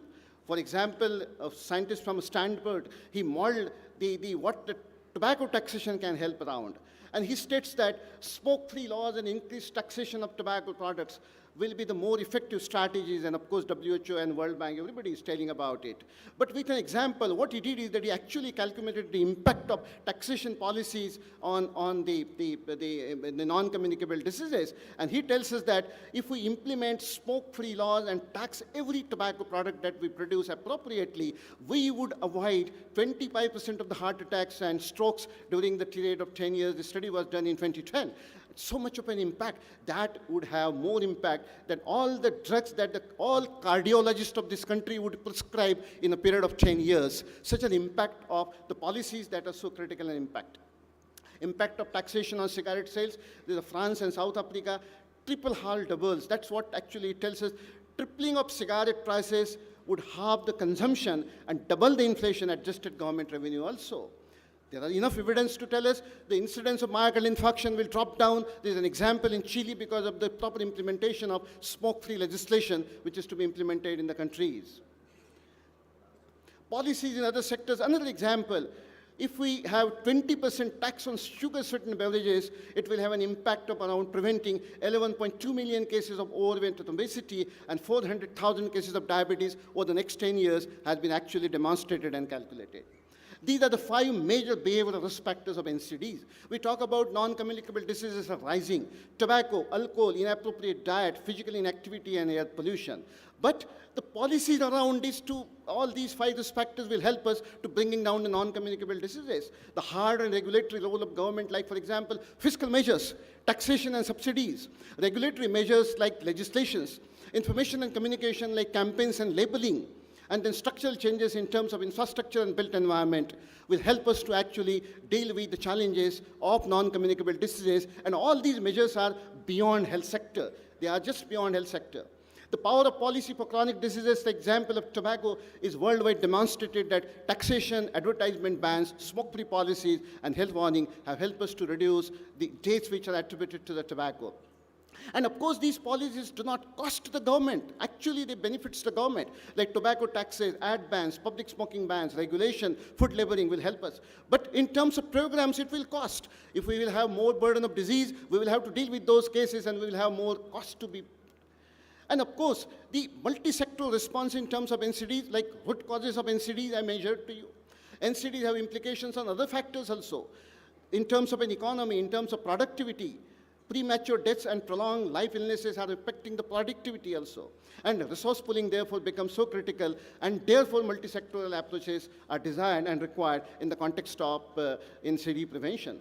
This slide actually may not be able to read, but then I wanted to show you that multiple sectors needs to be engaged for case study of NCDs prevention and policy, from revenue department to the environment and climate change to agriculture to finance to alcohol regulation and so on. Therefore, the message number 4 is public health requires multidisciplinary, multi-sectoral, and multi-layered approaches. And therefore, finally, I wanted to see that we should not be actually looking at SDGs in the context of isolated way, but any improvement on any other SDG will have actually an improvement on overall health that SDG number 3 is concerned. And from that perspective, we'll have to see that how do we actually take care of the challenges that we have been confronting with in the context of the overall transdisciplinarity is looked at. The four messages that I wanted to give summarizing India's health problems is a matter of concern for all of us. If we need to really resolve and respond to that, we will have to look at public health as a multidisciplinary intervention, and health we also need to look at from a perspective of social determinants which lie outside the sector. They also impact health. And finally, public health requires multidisciplinary and multisectoral approaches that we also need to look at from the perspective of transdisciplinary approaches, which will help us to create Swasth Bharat along with Swachh Bharat and Sashakta Bharat. Attention is the rarest and the purest form of generosity. Thank you for your attention. Thank you so much. Thank you. Thank you so much, sir, for this wonderful and thought-provoking address, wherein you aptly justified the need for multisectoral linkages for the promotion of the health and prevention of diseases. We would like to felicitate you, sir, for this. I request Honorable Pro Vice Chancellor, Dr. Gaurav Mishra, to felicitate Dr. Sanjay Zodpe.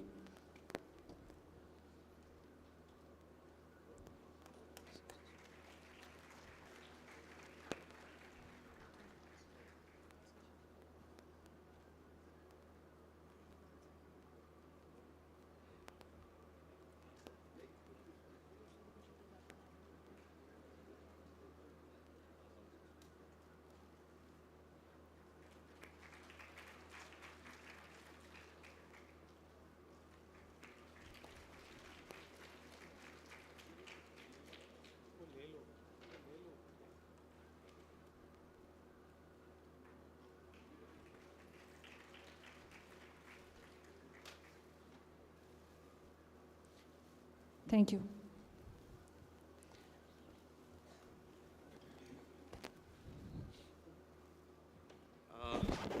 Sorry for interruption. I think Honorable Pro-Chancellor sir and Bhushan Patwardhan sir both have to rush because of their previous engagements in Pune and Indore respectively.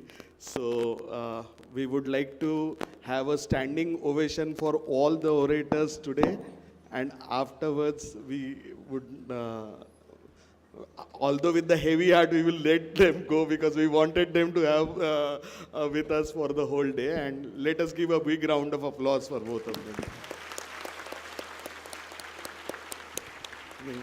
I would request Director R&D and Director IQC to accompany them. Thank you so much. Thank you, sir. Thank you, sir. We are continuing with the ceremony further, and the next deliberation is by Dr. Hemant Thakre. Over to the MOC. I request all the audience to please be seated over here at your places. All are requested to kindly occupy your seats. Now come on, please settle fast because there are many eminent speakers who are yet to speak and we are there to listen to them. Please sit down fast. Thank you. Dear all, we have Dr. Hemant Thakre with us. He is the past president of the Institution of Engineers, India. He is working with Census Tech Limited as Chief Operating Officer. He has over 35 years of rich experience in the engineering, social and educational field. During his tenure at Nagpur Local Center and Maharashtra State Center, Dr. Hemant led by example and was instrumental in undertaking massive infrastructural developmental projects, which are testimony to date and showcase his leadership skills and vision for the future. Dr. Hemant has been a crusader for excellence and performance.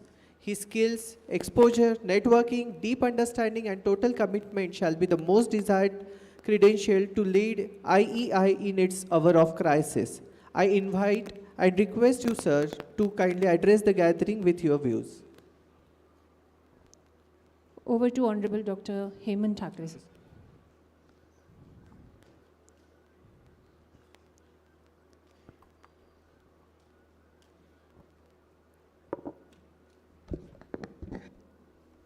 Very good morning to all.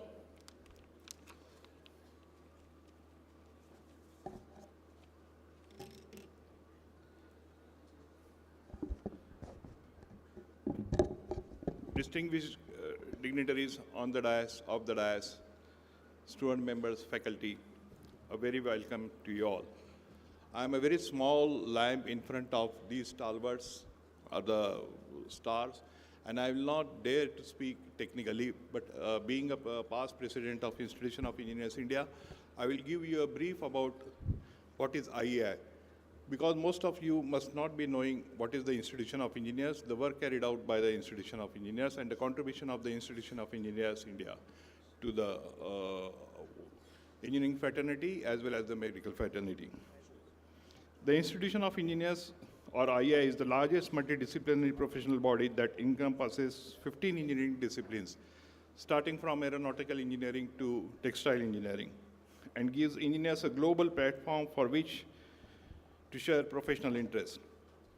IEI is the oldest professional body of India, which was founded in the year 1920, and the only professional body in India which has been granted charter by Queen of England in the year 1935.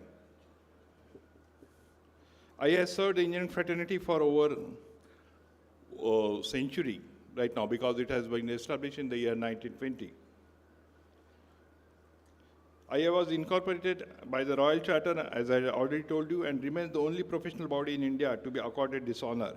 Today, its quest for professional excellence has given it accorded this honor and place of pride in almost every prestigious and relevant organization across the globe. IEI functions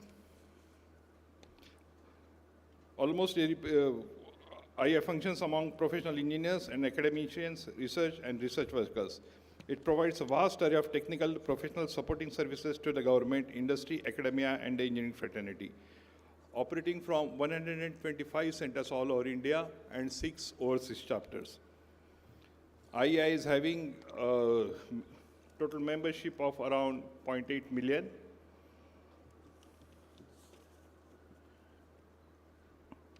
The institution provides granting aid to its members to conduct research and development on engineering subjects. IEI has been recognized as scientific and industrial research organization by the Ministry of Science and Technology, Government of India, and besides conducting its own research, provides granting aid to UG, PG, and PhD students of engineering institutions and universities. IEI holds the International Professional Engineers Register for India under the Global International Professional Engineers Alliance. The institution also awards the Professional Engineers Certification. The Institution of Engineers India is the first professional body to represent India in several international bodies such as World Mining Congress, the World Federation of Engineering Organizations, the Commonwealth Engineers Council, the Federation of International Debutants, Federation of Engineering Institutions in Asia and Pacific, and the Federation of Engineering Institutions of South and Central Asia. It has also been having bilateral agreements with a number of professional societies across the globe. IEI holds the International Professional Engineers Register for India under the Global International Professional Engineers Alliance. It also accords professional engineering certification to the engineers in India. This is a unique movement, providing an opportunity for congruence of the 3 great institutions to bring forth this mega event on the topic current opportunities in interdisciplinary and transdisciplinary professional education, Techno health programs.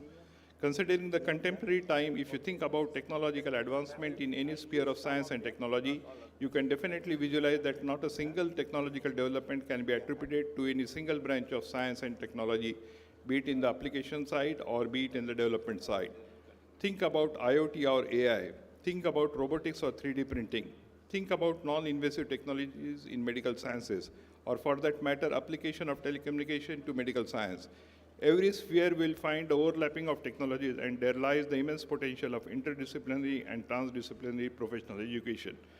Even NAP 2020 has proposed interdisciplinary education as a holistic approach across all sciences in order to ensure knowledge harmony with integrity, because it was felt that the lack of multidisciplinary approach to teaching was one of the most significant obstacles that modern higher education in India faced.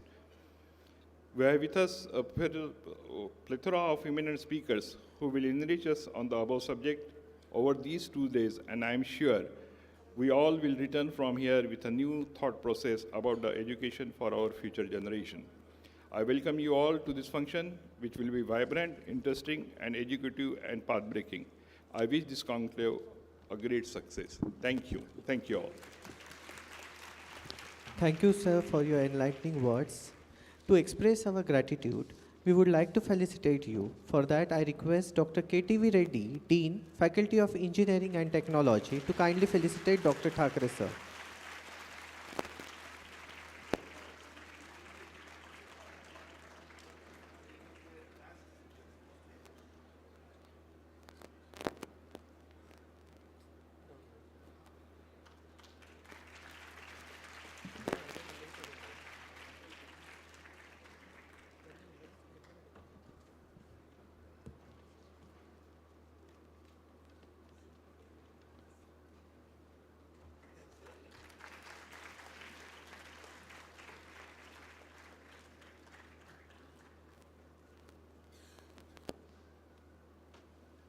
Thank you, Reddy, sir.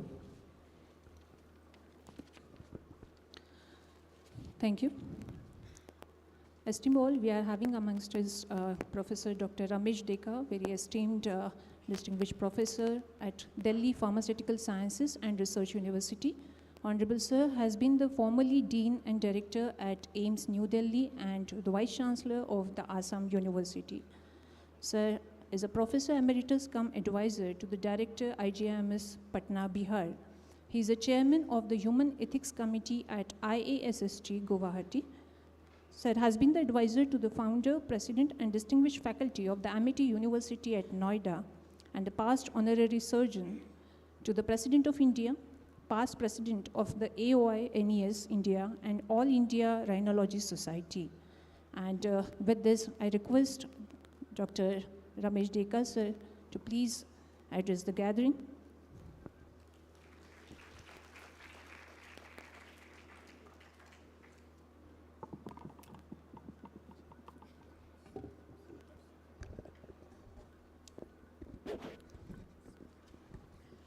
Thank you for your nice words. Distinguished colleagues on the dais, my dear students, learned faculty members and invitees, and the press. A large number of material as well as data, also thoughts have been already delivered by our previous honorable speakers. For me, it's become a difficult thing to decide what to say, what not to say. Can I have the first slide? Yeah. The fact that the conclave that has been decided on the topic of interdisciplinary, transdisciplinary, professional education and healthcare. Our Honorable Pro-chancellor, Professor Medtech Mishra ji, a dear friend of ours, has started the inaugural session by giving his thoughts in a big way, followed by Bhushan Patwardhan gave a huge ideas to all of you and to us to look into the healthcare system of the country and integrating this modern medicine with preventive medicine and other systems of available medical care. My dear friend Sanjay Jodhpe, the current president of Public Health Foundation of India, has very lucidly and elaborately shown their activities and the impact of the Public Health Foundation in the whole country and abroad about the total health care. One health care, or whatever Patwardhan has said, is, my view is little different. One health means health of the soil to plants to animal to human being and atmosphere, including bacterial health. So that is called one health system. But what Patwardhan sir has said is different from different, and that is also is very important. We need to, whole country should have a system of healthcare and medical education so that the students and the public at large, the students learn for, they will be the future leaders of the healthcare system, and the public will get the best possible standard quality healthcare. In this context, let me first tell you how the All India Institute of Medical Sciences at that time in 1956 was established with a view to giving quality and standard internationalized treatment to our Indian population, and also to develop a standard of education, quality education to our graduates in the field of medicine, nursing, paramedics, and other related areas. In that context, therefore, right from the beginning of the All India Institute of Medical Sciences, we had the same concept of interdisciplinary, transdisciplinary, multidisciplinary, and multisectorial approach of doing things. In the All India Institute of Medical Sciences, besides the traditional medicine, surgery, and other disciplines, we had special discipline like gastroenterology, liver, and nutrition. What Sanjay has mentioned very aptly about the need of diet and nutrition. In that context, I'll refer to this first keep the first picture, please. Second one. I can also control. You can see how in our country multi-sectoral agricultural green revolution was started by M.S. Swaminathan, and our agricultural products have been of high yielding and quality for good health. There is no doubt about it. At the same time, because of that itself, because of use of fertilizer and embankment of rivers, now the soil health is being affected. So we have to be careful. We get benefit of that movement at that time, even today. But at the same time, that movement also has reduced the health of the soil and leading to for us to look into alternative methods of agriculture, that is called organic agriculture. Second thing, I have shown another very leading person in the country who has, both of them have made tremendous impact in the health of our population by Burgess Kurian, all of you know him, and because of their efforts and the government supports and public partnership, all over the country we have got a milk product available, milk and milk product available, storage facilities are available, distribution and public distributions are made possible. So these are two persons I remember. I think that they played their role significantly in the independent India, and even that is being followed today. Next slide, please. Oh, I can also.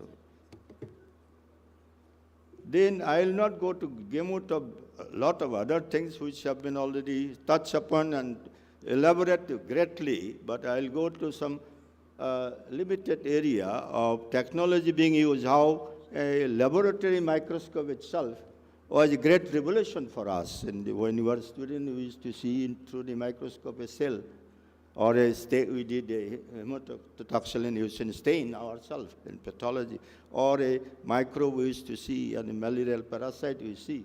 That is a great movement, a great utility of the technology that is available. Secondly, with the advent of surgical and also automated assays machines, technology is used nowadays for automated assessment of blood, urine, any sample. Or your microbiology professor will tell you in the course of time how automation of those techniques or technology are being used and greatly benefiting the clinician to develop their skill and then evidence-based medicine. although there is confusion about the evidence-based and experiential medicine, I'll still put my finger at the evidence medicine. If you get evidence, we build our confidence and trust, and also build hope for the patient that this is the disease. If there is a sputum assessment, simple example I'm giving, if you take a sputum example, you stain it, if there is a tuberculosis bacilla, you know it that there is a tuberculosis. Patient can be told, you are safe, your diagnosis is made, we have got the medicine, we have got the pharmaceutical technology available in our country, a big industry, and we can treat you and you will be cured.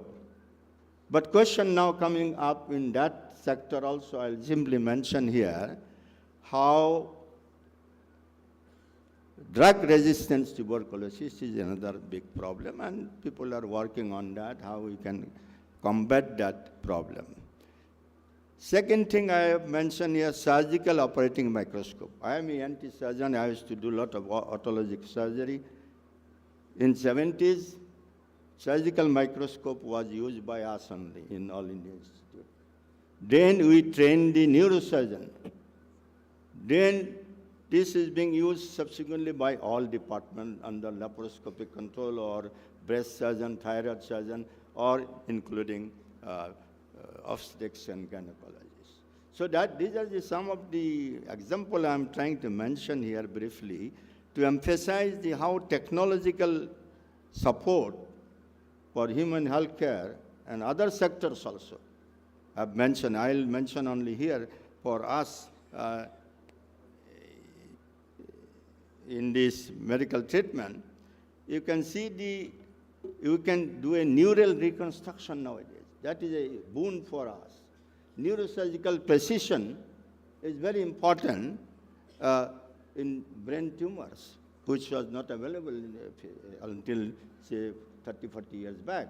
Head injury management was a fatal. I remember when I was in Guwahati in some 65 or 6, there was a football match in Judges Field, like the Hero ISL. There is a head injury of 2 patients while trying to head the ball. One of them got head injury. He was brought to the Guwahati Medical College in Panbazar. You went to Panbazar. I was at that time a medical student. We were amazed to see in the casualty, a lot of people have come for different departments, including neurosurgeon. But he could not be saved. But today, it is a possibility of saving all head injuries. Okay? Today also I'll go further to tell you, therefore, we have to undertake research in a serious way in medical school like Dr. Meghe. I am happy to see here Professor Beth Prakashji, my younger brother, has been a leader here. And with the support from the management and authorities, and more importantly, partnership, partnered by other stakeholders, faculty, students, this has been one of the biggest and huge success at Dr. Meghe Institute of Medical Sciences. I came about 5, 6 years back for I forgot what for. Yes, yes. Thank you so much. So you can see the amount of work you can do with the use of various technologies today is possible. And you can pinpoint the diagnosis both by laboratory techniques of assessment of various blood or fluid or any part of the body where the disease is present. Next slide, please. Therefore, we have to explore various research activities, both in clinical science and basic sciences. I will not go to details of the research activities. I will simply say that research should be one of the foremost objective of the university, which is there already for you also, young student. You can do research activity during the MBBS itself. In All India Institute of Medical Sciences, I will go back. Even our MBBS students were given certain small research activities. Again, I'll refer to my institute where I studied post-graduation since 71 till I retired as a director. So I can tell you the history of evolution of All India Institute. We had in 1962, with the support of the foreign government, we developed a rural health comprehensive center, which Sanjay will agree with me, that was the beginning of involving one or two villages to beginning. Now we have 25 villages adopted by the center to train undergraduate, postgraduate, faculty members to understand the rural health issues and to develop solutions for that. Again, regarding Public Health Foundation, Sanjay is here now, the current president, most learned and experienced person, I should say. He has presented beautifully. And you will be surprised, in All India Institute, the preventive cardiology department was started out of the cardiac center or cardiac department. It was led by Dr. Srinath Reddy, who subsequently became the president, and Sanjay was part of it at that time. And that is the beginning of Public Health Foundation, and it has developed in a short time to impact the whole country's healthcare and medical education. I can tell you. Thank you, Sanjay.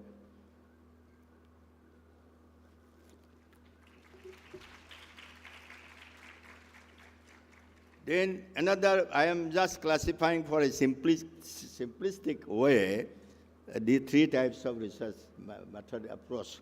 There are multiple subdivisions. We will not go to details. This is not for the purpose of doing these things. So I'll tell you some little historical thing, how X-ray was developed, and from there you can see a large number of explosion of activities. Nobel Prize was given to all of them in terms of, say, CT scan, MRI scan, ultrasonography in healthcare and medical sciences. These are very important development in 19th century. And you can pinpoint the disease condition either in the brain or any parts of the body, right, by this technology. I'll mention here, your institute has brought out a book on early childhood care. I'll go further that fetal health is also important. Right from the counseling of the couples to have a baby, to conception and the care of the baby within the mother's womb is also a technology base. You can monitor them growth and development and also control some of the condition like anemia of the fetus can be blood transfusion, red blood transfusion can be done. You know, that's kind of technology that can help us to decide the diagnosis precisely with color Doppler studies, both in a fetus or in adult in the cardiac condition. You can, next slide please. Another, beside the imaging, platform-based technology and molecular medicine, DNA, RNA, and reverse RT-PCR, most the faculty will know. For the benefit of the students here, I am simply mentioning here. Read it and see how it has transformed the whole laboratory diagnosis at the cell level, then molecular level, and protein level.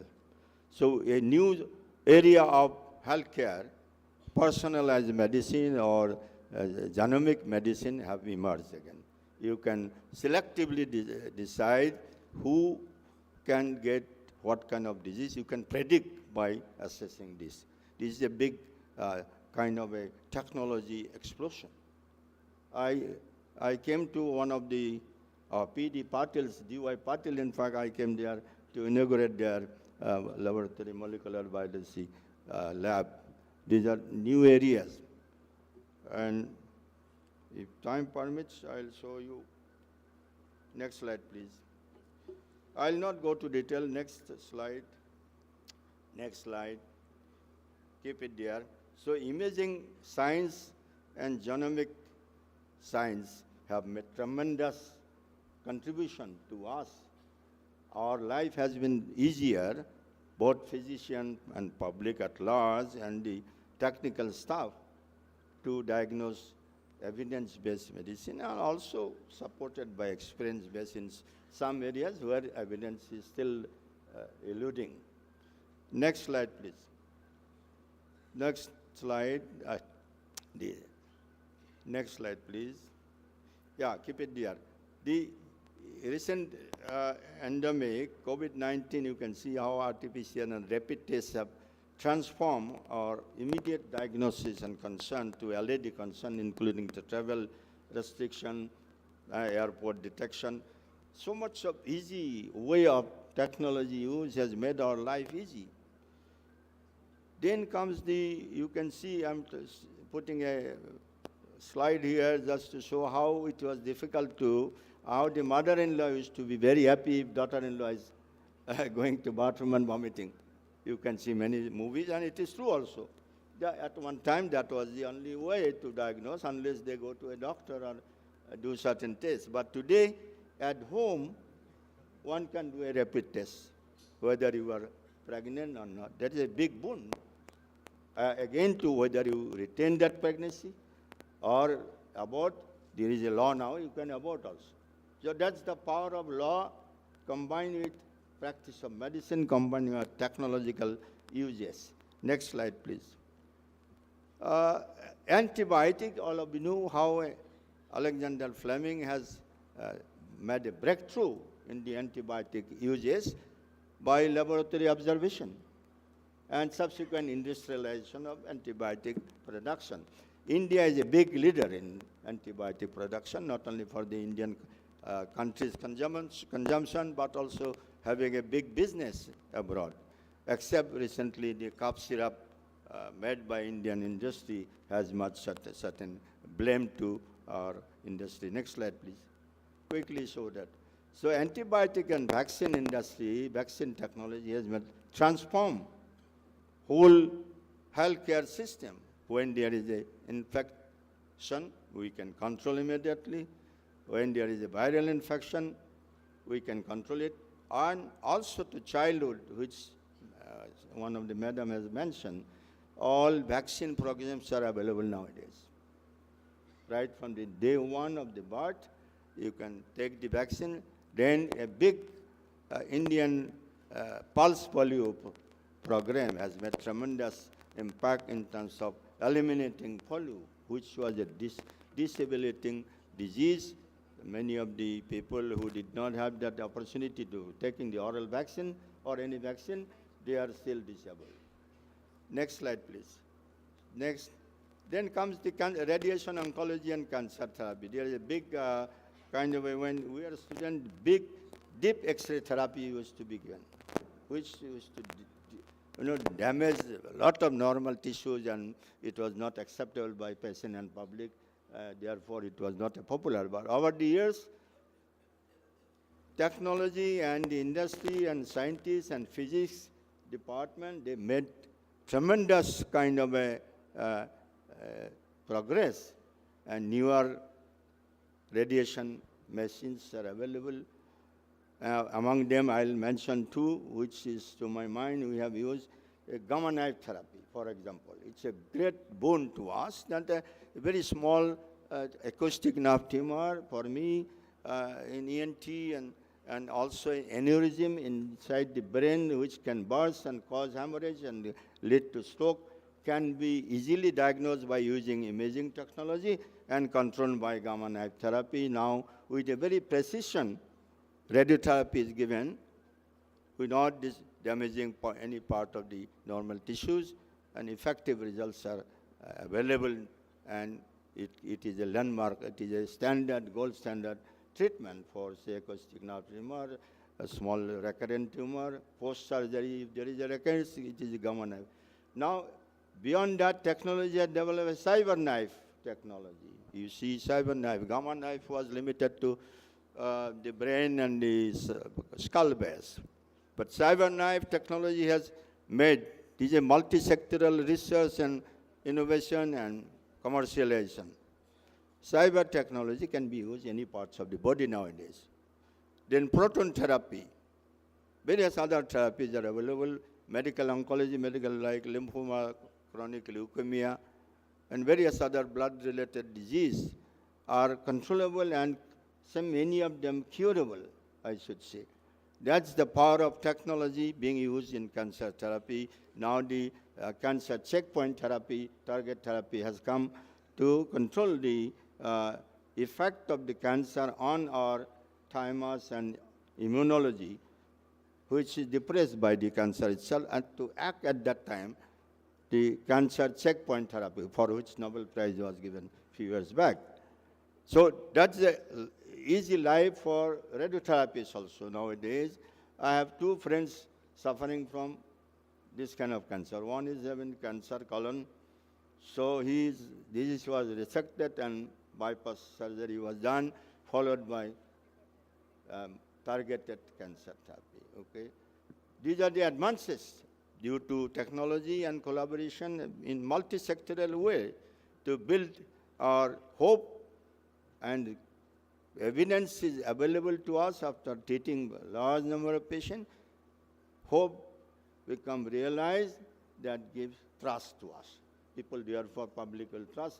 Jodhpur's public will trust that cancer, if it is properly diagnosed, early diagnosis, we can treat them very correctly and effectively, particularly in my area, oral cavity cancer and the larynx, we can give a new life to cancer patients.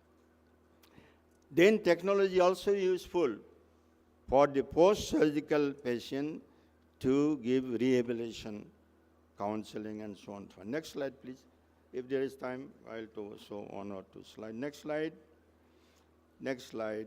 Here you can see again lymphoma classification.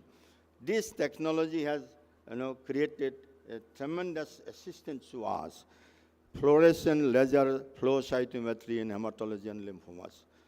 Previously, it was difficult to classify the lymphomas and non-Hodgkin lymphomas at the cellular level. But using this technology, it is possible to see the cell-to-cell, how it reflects when fluorescence is given, and a new classification is available, and therefore accordingly treatment is given. If that is done so, it helps greatly. Next slide, please. Again, I am telling in major advances has occurred in cardiology. In fact, the cardiac surgeons are not getting as many patients as the cardiologists do get nowadays, because public awareness has increased thanks to Jodhpur and other colleagues. Yes, isn't it? Therefore, people do come at the earliest symptom, heart disease, which are chronic disease in the country, cardiac disease, diabetes, pulmonary disease, cancer. Here I am showing how one example how a simple stimulation defibrillator, external defibrillator, has saved millions of people on the very first set. Second, I am showing another picture how pacemaker in a heart block, how it has transformed the whole gamut. Otherwise, people used to die. People don't know his heartbeat is reducing, one day suddenly he will collapse. But diagnosis is available nowadays, and the pacemaker technology, both external at emergency and implantable, and also the intracardiac defibrillator is also available nowadays. Although it is very costly, like in my area, for deafness, whatever things are available in different ways, but the implantable device that is called cochlear implantation has given smiles to millions of parents whose children who are deaf could not speak, but they can speak and go to normal school. That's the power of multi-sectoral people working together, engineers and, sir, your area, engineers and other colleagues working together and creating a single channel cochlear implant to begin with, then multi-channel, and they developed to the extent that it is developed by American, Australian. Australia, I was trained there at that time in the initial, same is the 1976, 77. In fact, I was in the in US where the single channel implant was at trial level. But subsequently, when I joined AIMS, we started ourselves in the cochlear implantation program. It's a big boon. Technology, that's the power of technology. Second power of technology, before I go to this, I'll say in the ophthalmology. You see, the technology is available to one thing which I saw when I was a student. Tonometer, we have to see the pressure for glaucoma diagnosis. Today, technology is there 1 second, 1 minute technology. You sit in the chair, ophthalmologist will give a puff of air on your eye.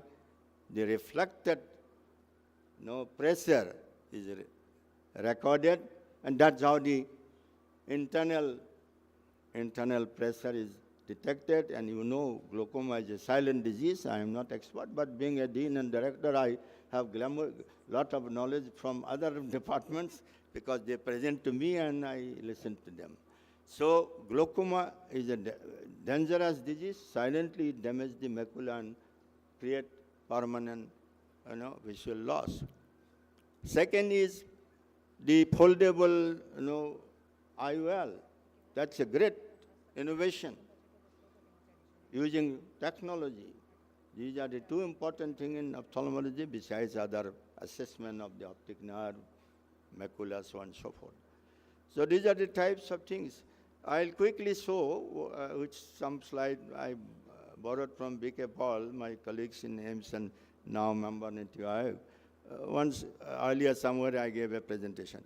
We have a young people in this country. You can see he has said half of our people are 25 years. 2/3 of below 35. Therefore, the awareness, that is public health system, has to be empowered and enhanced all over the country in all level of activities in primary health care and public minds, TV channels, news channel, and so on and so forth, so that you can educate them about the health problem and how to remain healthy through exercise and other methods that are available. So, next slide. This is one important thing. Next comes, I'll mention the burden of ill health between 20 to 24 years. You can see from the slide, and also for children, one thing besides the various disease condition my friend has mentioned, I'll mention another thing is zinc deficiency.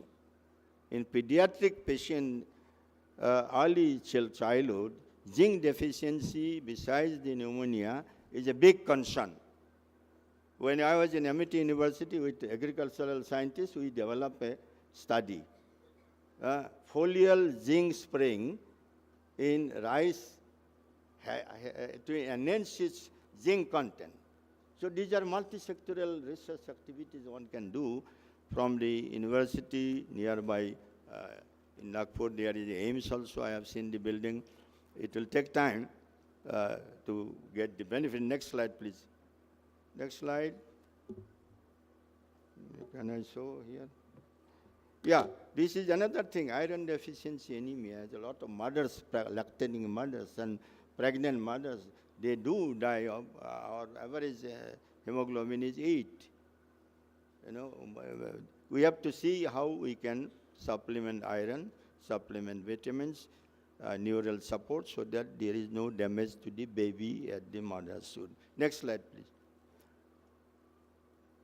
I'll not go into detail. I'll simply already mention wearable devices are available, both in eye, ophthalmology, and various other areas, but implant artificial limb, another area which one can say.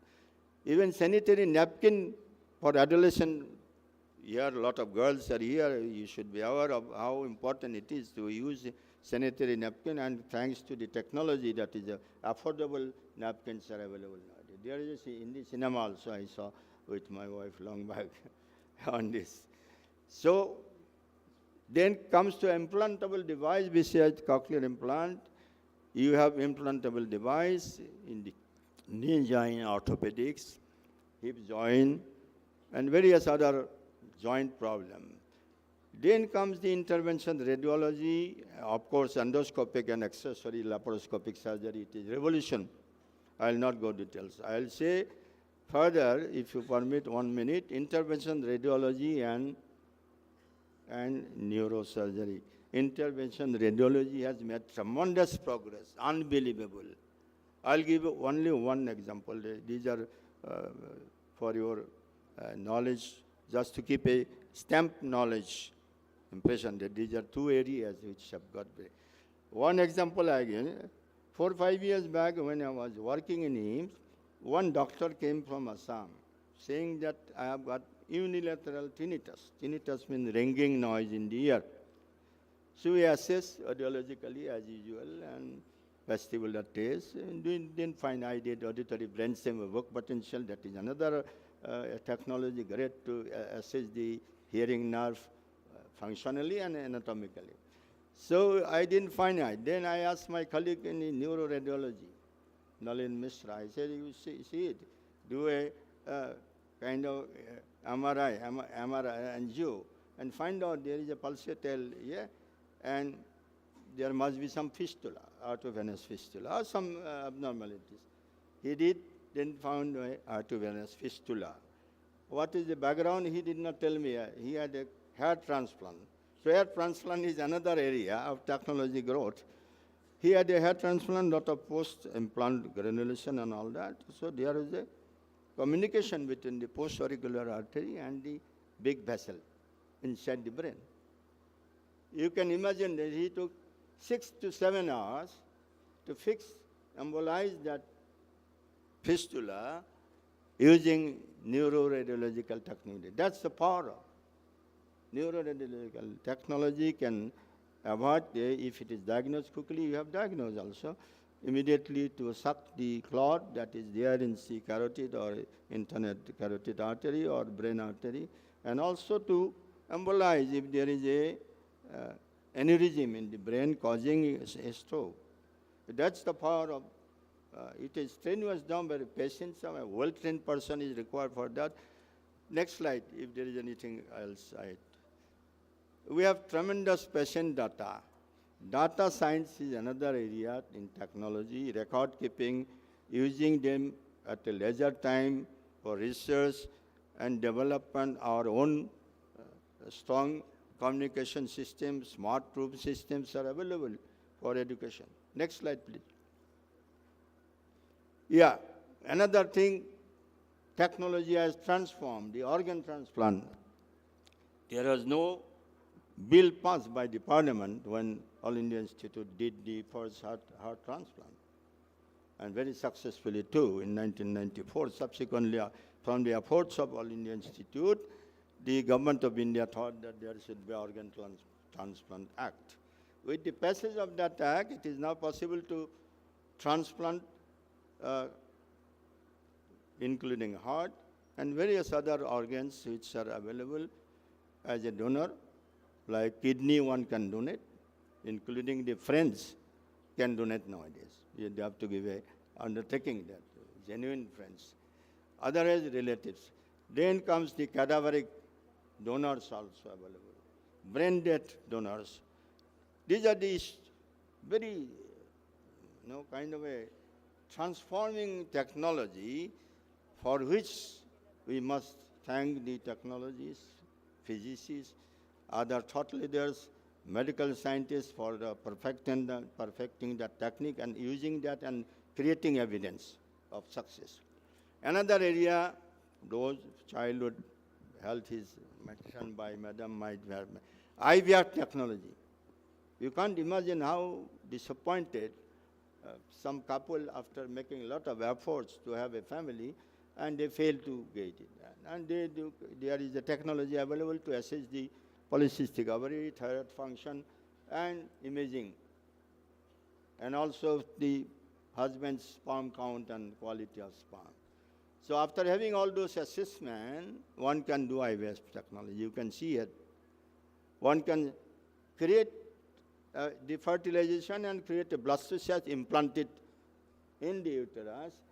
That's the power of technology. And look after the mother ever since, till then, by monitoring. Doctors, some only problem sometimes the IVF is there are multiple pregnancies. One has to be careful, and if there is two, one can take it, but if more than that, one can also kill them, and the mother's womb, selective killing. Next slide, please. I think I'll not go to other activities like medical education. Lots have been told. What I said itself is also a medical education only, ultimately healthcare, giving and simulation activities. These are Wi-Fi activities, smart ICT classroom. Everything is available in most of the institution, and the Medical Council of India is insisting a faculty development cells and simulation system, so that if patient, through patient you can learn these skills and competency of doing things. Dr. Mishra, Prakash Mishra has left. I must thank him. He was the chairman of competency-based curriculum development, both in undergraduate and postgraduate medical education. When he was partly of that, I was a member of that. So we have made tremendous improvement in terms of training, and most of the hospital, both in government and more so in the private sector, I have seen. I was part of assessing 16 deemed to be university to give them recognition after many of them did not get the recognition from tendon committees long back, 2008. So that is a very learning experience for me, I must tell you. Initially, I had also some biasness because I worked most of the time in government sector, but for a 2 years stint in Kasturba Medical College in Manipal, and thereafter MIT University. I must tell you frankly that it was a great journey for me to work in different places, and some of the experience I have got, just placing before you. Surely you are young, you have tremendous year to go, you have tremendous support from teachers, organization, technology, skill development. You will be much better than any of us in future, giving health care to each and every person. As Dr. Jodhpur has said, each and every citizen has the right to health. There is an act, right to health, but it is indirect act, it is not direct act. But still, another act is passed, but Food Security Act. Mrs. Gandhi came that day itself, it was passed, and she had some pain at the moment, rushed to the AIMS. I rushed. Then she said, no, Dr. Datta, it's okay, I'll be all right. I was happy to pass the bill first. But I'm sure the government of India, it makes sure and each and everybody gets food, nutrition, right from the day of conception to the elderly people. There is another discipline called geriatric medicine. So demands of various other diseases related to age-related disease is increasing. Therefore, we have to train you right from the fetus to the old age, 80 years, 90 years. Thank you so much. Thank you. Thank you so much. For the felicitation of Honorable Dr. Datta, sir, I invite Mr. Milind Pathak, Chairman, Institution of Engineers at Nagpur. Dr. Milind Pathak, sir, please kindly felicitate Honorable Dr. Datta.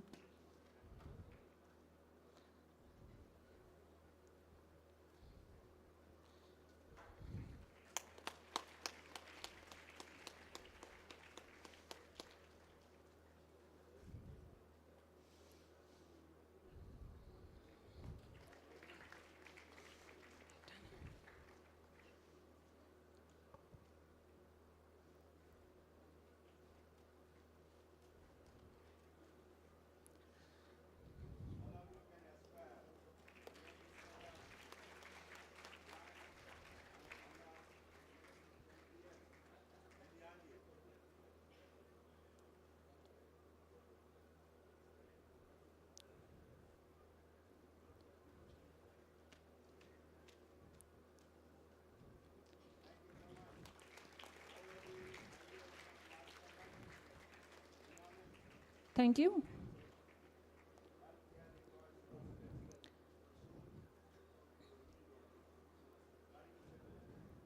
Thank you all. We are having amongst us dynamic Honorable Vice Chancellor Dr. Lalit Bhushan Wagmare sir, and I request Honorable Vice Chancellor sir to give the presidential address.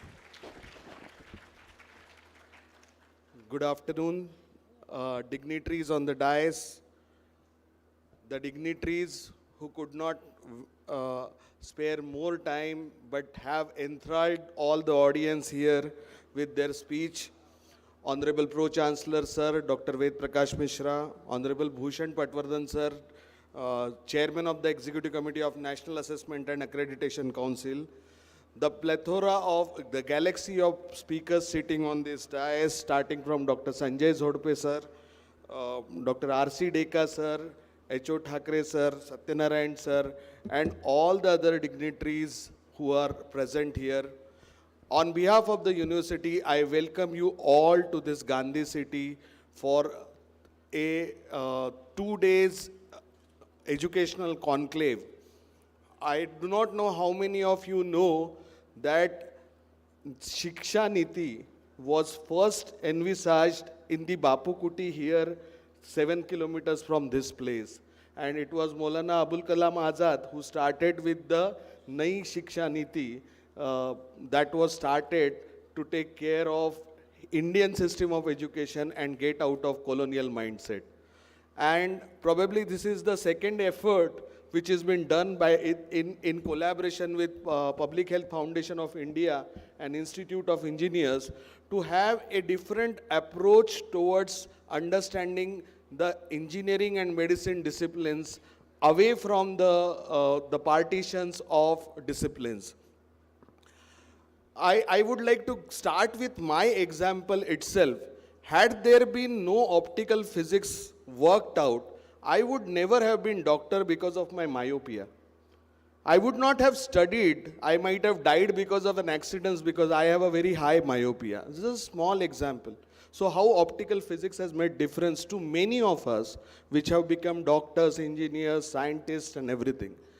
Similarly, as R.C. Deka sir was mentioning, there are so many interventions, so many innovations which have helped medical sciences flourish, and all credit is to the engineers who are working on those backgrounds. So as health professionals, we are very thankful to the efforts done by the technical team.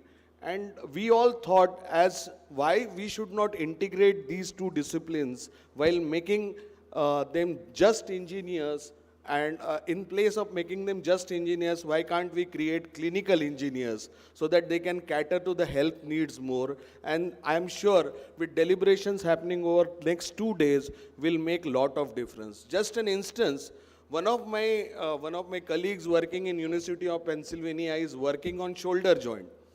Now shoulder joint is typically ball and socket joint where the socket is like this and ball is fixing into it. Now he is working on what if we reverse the phenomenon. If we create a ball on this side, on the shoulder, and bone as a socket, then the movement of the joint will be 360 degree and we would not require Bumrah to bowl specific Yorkers. Any one of us with those joints can bowl Yorkers and bowl everybody out. So these are the kind of innovations people are working. They will make life changes. They will make a lot of innovations. Many of such things are happening. As the galaxy of speakers told, there is no possibility that now a single discipline can flourish towards the development of this particular world, which we trust and believe as our nation.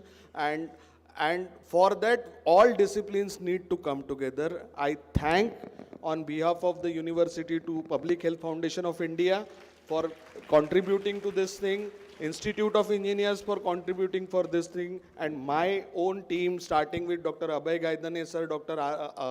Kazi sir, Dr. KTV Reddy sir, and all the support faculty members who have been working tirelessly for making this higher education conclave a good success.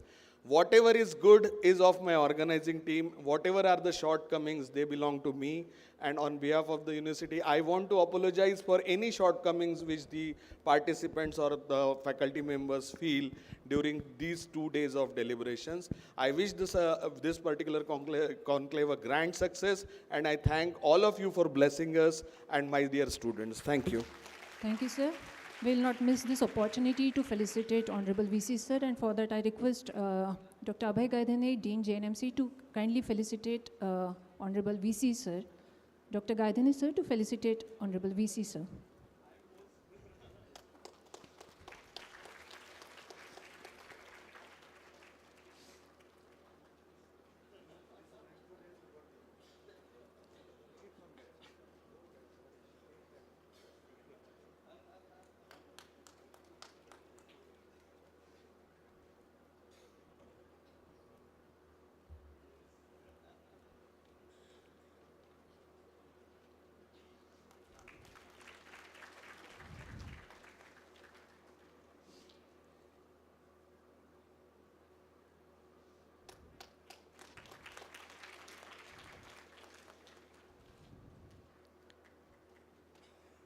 Thank you, and I request again Dr. Abhay Gaidhane sir, the Dean of Jawaharlal Nehru Medical College, to propose the formal vote of thanks.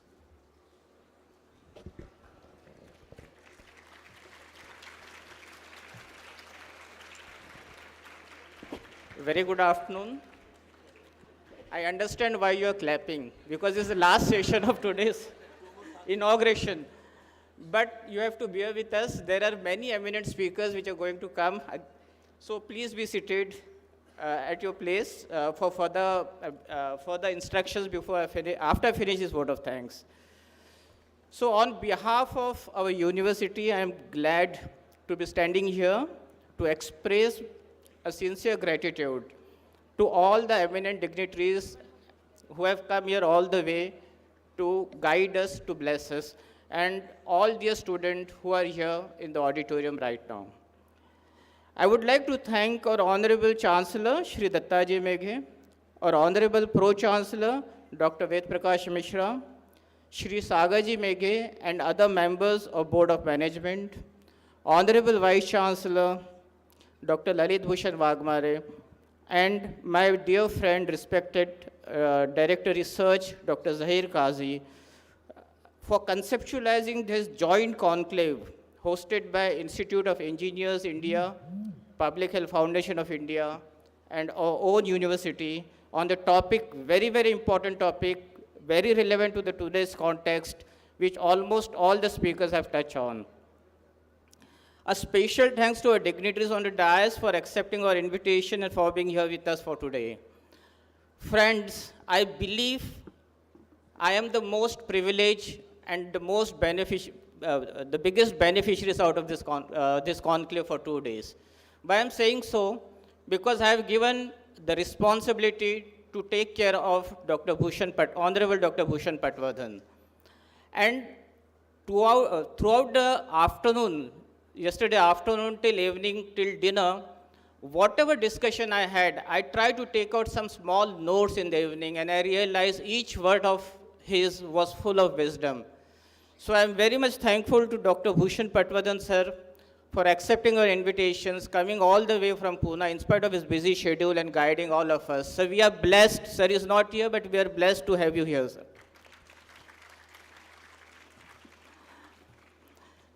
Second, I would like to thank my mentor, my philosopher. I always believe that most of the learning happens in informal settings. Dr. Sanjay Zodpe has never taught us formally, but whatever we learn is from Dr. Zodpe. So I am very much thankful, in spite of his busy schedule, and he take out his time to come here to guide us, and he wonderfully explained how public health, interdisciplinary approach and intersectoral approach is important for public health if you want to improve the lives and living of the people on this planet. He touched on almost all aspects from global warming to tobacco to non-communicable disease and how these are linked with each other. And he started with the concerns, even after so much of technological development, and development in medical sciences, what are the tremendous challenges we are facing and how we can address that by interdisciplinary and transdisciplinary and intersectoral approach. So thank you, sir, for being here and guiding us, all of you. Again, I'm very much thankful. I would say the most senior person, a visionary, former director of AIMS, Dr. Datta, sir. Sir, I would like to share with you, you touch upon the research for undergraduate student. In the year 2022, nearly 300 publications have come out from our undergraduate research student where they are the first author, and all these publications are in index journal, which are either indexed in Web of Science, Scopus, or PubMed, because we consider only those as publication. We didn't count the publication in the Predator journal. So I'm very happy to share with you this, that we are focusing towards a research-intensive university, and the undergraduates are the biggest stakeholder in that. So thank you, sir, for coming all the way and guiding us, sharing with your rich experience. You have touched almost all area, actually, how technology transformed the medicines and medical sciences. Not just clinical practice, but you touch upon the education as well, how technology has revolutionized the education. And we ourselves have seen that in COVID period, actually. We are happy to share that we didn't stop our college. Entire 2 years of COVID pandemic, we continue our teaching using the technology and ICT tools. So that's the power of technology. Again, thank you, sir, for having you, for coming all the way from Delhi to here. I would like to thank our very own Dr. H.O. Thackeray, former president of Institute of Engineers India, for graciously accepting our invitations and to be the co-host of this conference. There are many people, I may not know everyone's name, but I really thank you, all of you, to making out time and guiding our students. At this moment, I would like to express the sincere apology to Rupesh and his understanding, because we have to stop his session in between, but then he will continue his. Rupesh is from IIT Mumbai and actually is a wonderful orator and working since last decade on biomedical technology or health technology innovation through biotech. I would like to thank Dr. Abhay Kuthe from VNIT. Actually, he's very inspiring. Whenever I see unintentionally the smile comes to us. I have seen him always smiling in whatever situations, and that inspires us a lot. So thank you, sir, for coming all the way from Nagpur and taking out time to guide our students. So again, last but not the least, I thank you all, dear students, to be here listening patiently. A big round of applause to all of you. Thank you all for being here. You are a wonderful listener. God bless you all. Thank you. And wait for the further announcement. Thank you. We can. Thank you, sir, and thank you, respected dignitaries. We will continue with the session of Dr. Rupesh Ghayar, sir.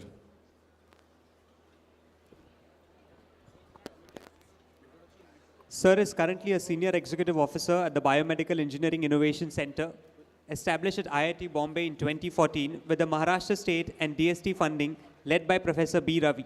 He has mentored over 25 startups, 5,000 plus innovators and students through different hackathon camps and organized by the Medtech IIT Bombay. We would like to invite Sir for his talk on Medtech innovation.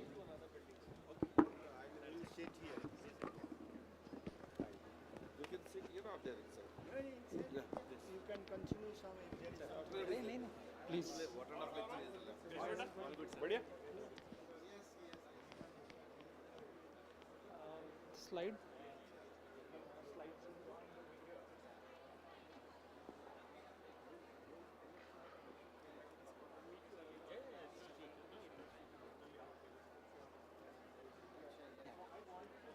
Thank you. Should I start?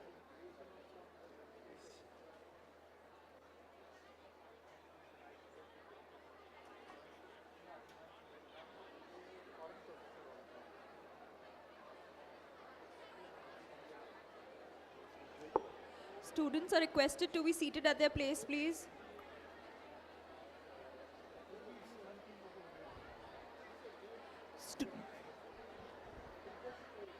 All the students are requested to be seated on their places.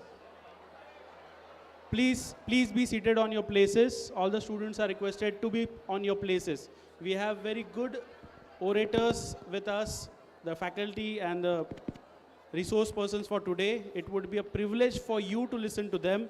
Please be seated. I request the committee members to make sure that the students are settled down as fast as possible. So, I'll start for who are waiting anyway. So that's okay. Yeah, you can. Okay, back to the session. Let me start over again. Students, please settle down. Yeah, so it's okay. As in, people who are leaving, that's fine. But I would love, even if there is one person who's sitting, I would love to talk to them. So my target is that one or two who was there, I can actually try to talk to them. So thank you very much. So let me come back. It's like after the break, there was a big, beautiful break. And actually, my life has become easier because the eminent speakers, the experts, they set the stage right, that the importance of working together, collaboration, why healthcare is important in India. I think that has been brought very beautifully. So I'm glad that they spoke earlier, which makes my life easier that now if you want to work in medical devices, as we spoke, this is a typical life cycle. You can make a concept, proof of concept, prototype, product, and then you can go to market. And this is what we were focusing on, which is the medical device innovation, third value of death, which we try to do. Now we also spoke that if you want to develop devices, that's the process, the facilities required for developing medical devices. I would have loved to call all of you to Medtech IIT Bombay, and you could have visited what is the lab. But the least I can do is bring the pictures here so you can have a look at it. So we have facilities like 3D prototyping, plastic prototyping, medical grade modeling, 3D modeling.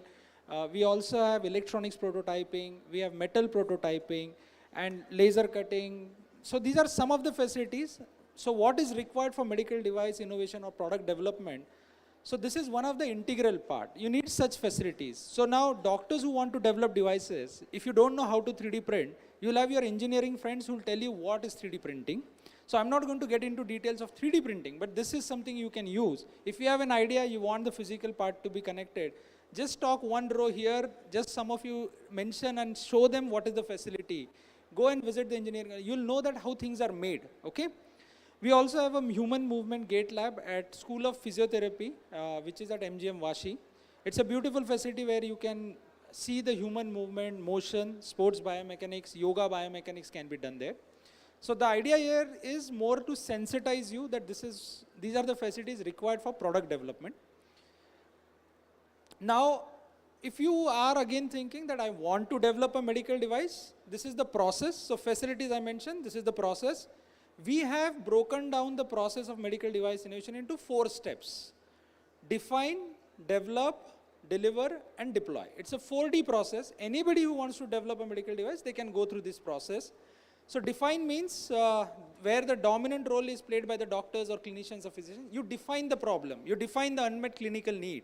That I wish there was a device, these kind of patients are facing like this issue, or this surgery is taking more time, or the diagnosis is not happening properly. That is the defined part. How many patients get affected? What is the incidence rate? That is what is defined, where you define very well. The second role comes from the engineering side, which is the develop. We have broken that into further 8 steps. That how do you conceptualize, come out with brainstorming, come out with a 3D model, then come out with your plastic prototyping, mechanical prototyping, electronics prototyping. That is what is the second step. The third step is more to do with testing it out, going to testing centers and seeing the safety, hazards of your device, doing the clinical validation. Again, it goes back to the medical side. Once you have a prototype, go them, they'll do their ethics committee clearances and try it out with patients and give you more feedback on it. And once this exchange 3 times, 4 times happens and you have your device, that is when you can file an IP, go to start a company and make sure your device actually goes forward and reaches. Now that's the process. So we started with about 450 problems, unmet clinical needs. which we collected from various doctors, physicians. We developed 250 proof of concepts of various devices. Some of the concepts were developed here at Datta Institute of Medical Sciences. We developed about 60 functional prototypes, and that is what makes us very efficient at this process that we have come out. So this is how you can actually innovate in India. This is you can develop medical devices in India. So this is the experience that you can actually cross those TRL levels and valleys of death. Now here is just a pictorial format. So define is when you actually have a concept, you actually have a wire hanging kind of a proof of concept. How many of you have seen Shark Tank just at this stage? Does this look familiar to you? Okay. So now in case who are not interested, still you can have a look at it. That the story what you saw on Shark Tank began in 2015. And that is the first image. What you see, the corner? You see the middle guy who was there, the right-hand guy, who were there on Shark Tank on television, right? So 2015, when we did the Medical Device Innovation Camp at IIT Bombay, and the doctor who was associated, the doctor said, I wish heart and lung sounds can be transmitted from one place to another place, is how it started. 2015 it started. First day he defined the problem. And in 5 days and 4 nights, that first proof of concept was built. Okay? 5 days, 4 nights, nobody slept. And we actually developed that proof of concept where you could transmit heart and lung sounds. Now, they got so excited. December 2015, they said immediately after the camp that we want to develop this product. So one said, I'll leave a high-paying job in a MNC. The other one said, I'll leave a high-paying job in an Indian company. The doctor said, I'll leave practice. So we said, doctor, no, hold on, you are more important in the practice. But the engineers joined, they developed that kind of a prototype in the lab at Medtech, and then took it to a form where it is at least handheld. And from there, this product was developed where a startup was formed, and that's how IU devices came in picture, 2017-18. They won a Bioignition Grant Award, and then they came into market where they were already about 5,000, 7,000 devices already sold. And that is where now they have an app. This device can be connected to any stethoscope which you daily use. That converts that heart and lung sounds to digital. It can be transmitted wirelessly. It has a Bluetooth feature. It cancels the noise. And on top of that, once you have a phonocardiograph, you can do ML and AI to see what are the different S1, S2 of that heart and lung sounds. And you can transmit it from rural places to urban places or from one place to another places. Okay? So that's how product development happened, and that's how the process went through. But this is journey of one example. I also have to give you 450 problems that we collected, 240 proof of concepts that we developed, 60 functional prototypes, 20 products are there, and about 10 have reached the people it was designed for. So innovation, I don't want to paint a rosy picture. It doesn't mean that every product will reach. It doesn't mean every team will continue to work. It doesn't mean you'll find an investment. It means that every time you do something, the customer is going to say, hey, this is brilliant. Okay, innovation is difficult. Sometimes the team doesn't work out. Somebody has to go for higher education. Sometimes the product, what you are trying to solve, the problem was not wrong, as in it's not that great. Or somebody says, yeah, it's okay, it's a good to have product, but it's not a dire desire, as in a fire need that I want to buy something. So there are several reasons why innovations will not work out. You can work with them at an early stage. Remove those uncertainties is what we can mention. But it's a difficult path, okay? Now, we also created a pipeline because a lot of people started coming saying, we also want to develop medical devices. So that's how we did hackathon, and one hackathon was done, as in there are several hackathons which are done at now Datta Meghe Institute, where we put doctors who had a problem or engineers who want to develop medical devices in 1 week camp, as in the medical device hackathon. They define the problem, see whether there are several devices available, what are their limitations, are there patents which are there, how many people get affected, and then the definition happens in the hackathon. Camp or the course, medical device innovation course, is where we train people, define, develop, deliver, deploy, all the 32 steps. How do you take it forward? But the end of the course, at the end of the month, you actually have the functional device. What you saw, the stethoscope, the digital stethoscope, you have actually your own device like that. And that gets further finalized or productized in a Medtech kind of a lab for a year, and then you put it out into exhibitions, take feedback from people. Don't wait for 5 years to even talk to people. The first proof of concept, go to people, ask, is it right, wrong? Don't wait for that ideal product. No, it doesn't happen. And then you go and form a company. It is possible. we have several doctors who have started companies, okay?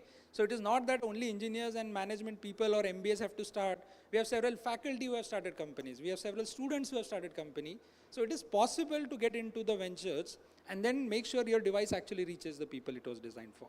So typically from the bedside, which is the hospital bedside, to engineering bench, to business, and again the solution coming to your medical bed or the patient bedside, typically for a low-class device, low-risk device in that sense, is about a year or two where the device can actually reach the people. Now, these are the happy pictures of the hackathons. So I'm not just saying that we did train people. Yes, we have conducted hackathons, and you will see, I think, DMMIS also somewhere in those pictures. But all these pictures are where doctors and engineers and researchers and scientists are working together, dedicated for devices. Then, this is the course, the 1-month course which I mentioned. And this also where people are trained how do you develop medical devices. We just finished one in October. So this happens, the hackathons happen about in May and June, and the camp happens and the course happens in about September, October. So all the ties that you will see, those are the doctors, just for easy distinction. And all the people who are behind them, they're usually engineers and researchers who are developing those solutions. This is the team. I'm very thankful that I'm working with one of the brilliant teams of the country. Now, if you see that all of these are from different backgrounds. So the interdisciplinary, transdisciplinary, multidisciplinary, what we are talking, we are fortunate that we are following. So we have team members who are biomedical engineers, electronics, mechanical, manufacturing, software, industrial designers, quality control, and supply chain. All of them working together to develop each of that device. So it helps. So you can create your own teams is what I would also recommend. And these are what we call happy pictures, where each picture there is a doctor, a innovator, there is a device, there is a patient who is benefiting from it, okay?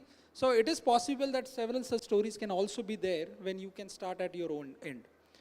And now we also hold exhibitions and camps, and we do get that kind of appreciation for the devices and these innovators. As we speak, one of our team is at Bhopal right now in India International Science Festival, where school kids come, general population come, researchers come, scientists come to see these innovations. So we also do that kind of dissemination where we share whatever we have learned. This is part of it that I'm sharing the journey that we have gone through. These are the list of devices that so far has been developed through BETIC. Now BETIC is not only at one place, BETIC has grown to 15 cells in Maharashtra itself. VNIT Nagpur is one of the cells, and Datta Meghe Institute is one, GH Raisoni is another one. But these are several innovations which have come through these cells and these processes and these centers and the innovators who have worked, so doctor, engineers, researchers working together. All the red names are the 16 startups which have come out of BETIC. So each device from head to toe, from glaucoma screening at VNIT Nagpur to diabetic foot device, all of these have been developed by Indian innovators and young people who were on that side. They develop the device and their stories get told from this side, okay? But there is another part that it just doesn't mean that you have to start a company always. You can talk to industry, Indian industry, and then license your device idea, because let's say you don't want to be the manufacturer, you can find a partner. Industry is coming to us saying, can you develop the device for us now? And which has started where these are the devices we are developing for industry now. But this also gets, as you I mentioned to you, Shark Tank is one of the ways, but there are several other media partners who are covering these stories of innovation, and that's a healthy thing for all of us. These are some prominent well-wishers or visitors who we have, who have been recommending what we have been doing, or at least making sure that the good word is spread, that it can be done in India, innovation can happen in India. Excuse me. Just some more of our good well-wishers. And just to summarize that, what we've been able to do is, BETIC has been able to connect some major stakeholders, the 4 major stakeholders. If you want to create such a system, if you want to see whether a system is good, ecosystem is good for medical device innovation, just see whether there is academia, because then that's where the science and the research gets validated. So we have connected the academia partners, then we are connecting government.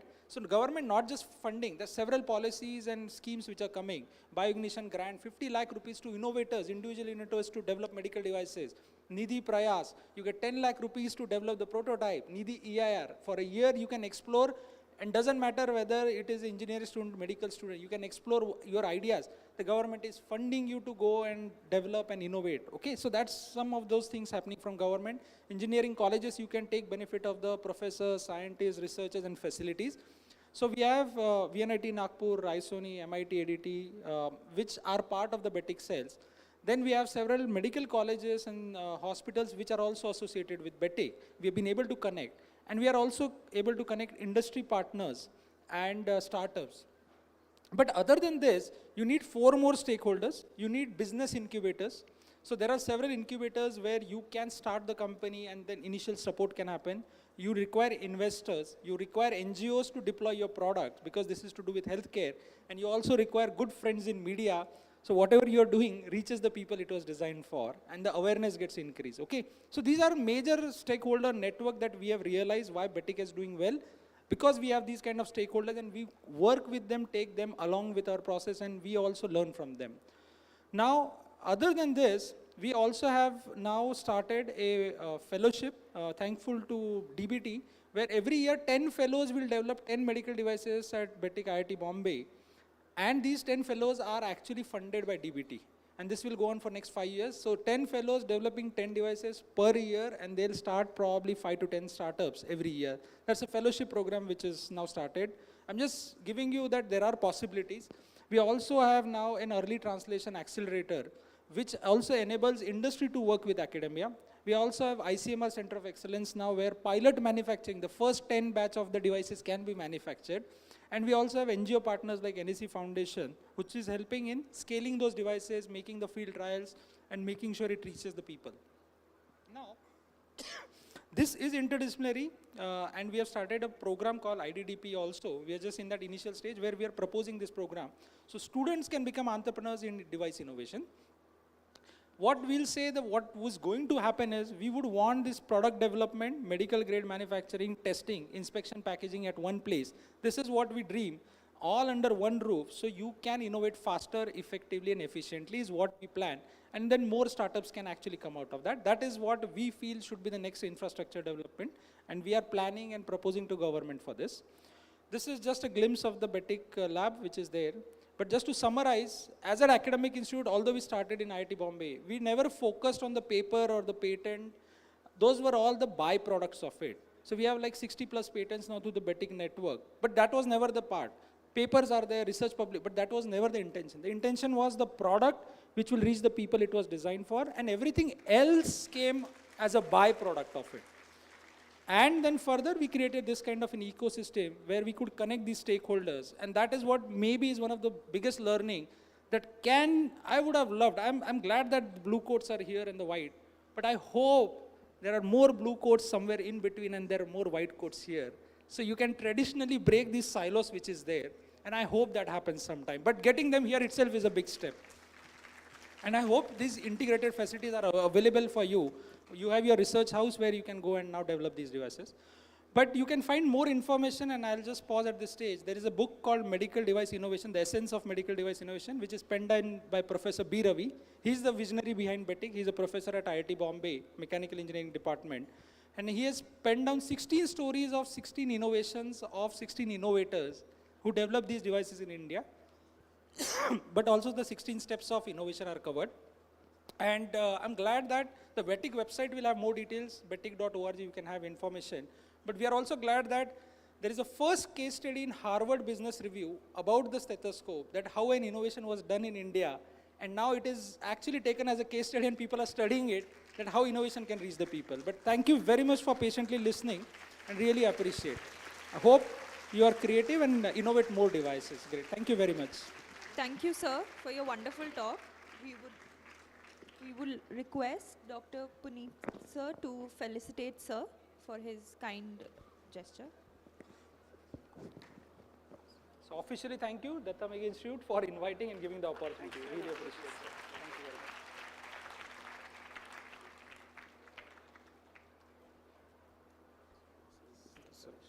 Yes, sir. Okay, thank you. Thank you very much. Same here, sir. Pleasure and honor. Thank you. Thank you. Well, research is seeing what everybody else has seen and thinking what nobody else has thought. Ladies and gentlemen, it's time to introduce our next acclaimed speaker, Professor Abhay Kutte. Sir is presently working as a professor in the Mechanical Engineering Department at VNIT Nagpur. His research is focused on rapid prototyping, tissue engineering, casting, and medical device innovation. He has contributed to numerous international and national journals with more than 60 publications and authored 2 books which demonstrates his deep study and authority on the subject. It's indeed our pleasure to invite him for his talk on collaborative outcome-based research and way ahead. The stage is all yours, sir.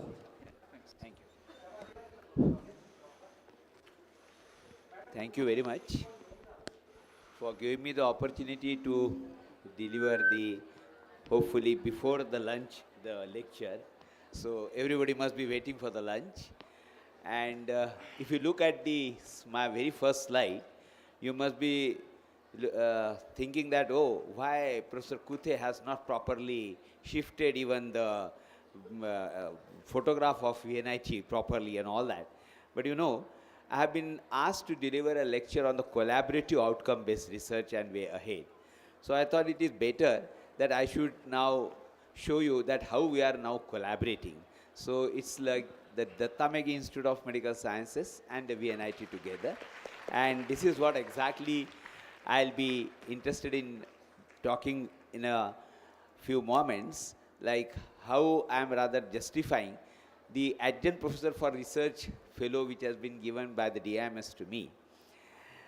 The agenda, this is what exactly our CAD/CAM center, as Dr. Rupesh has invited you for IIT Bombay, so it's my invitation, standing invitation to all of you to please do visit and see what exactly we are doing at CAD/CAM center. Basically, we actually look at the 3 main areas: the medical device innovation, mostly for rural wellness; then the research deployment, wherein we will be focusing more on the metallic medical implant and tissue engineering; and then third one is virtual incubation.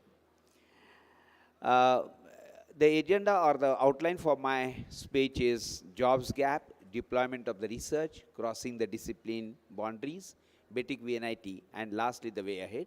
I'll be more interested in talking about the way ahead. Let's start with the jobs gap. Now, this is what exactly the picture I hope you will, all of you know about the Atmanirbhar Bharat. But looking at this picture, you'll find that it is really very tough, because you have to balance as an Indian the product make in India, at the same time the quality of the product which matches in the international platform. And in this picture, you can realize there are a lot of responsibility on our shoulder as an Indian to develop a medical product which will match with the international standard, and ultimately it will be also made in India. Now, let me show you this particular, I don't know why this has not been seen here, but there is a new measure called jobs gap.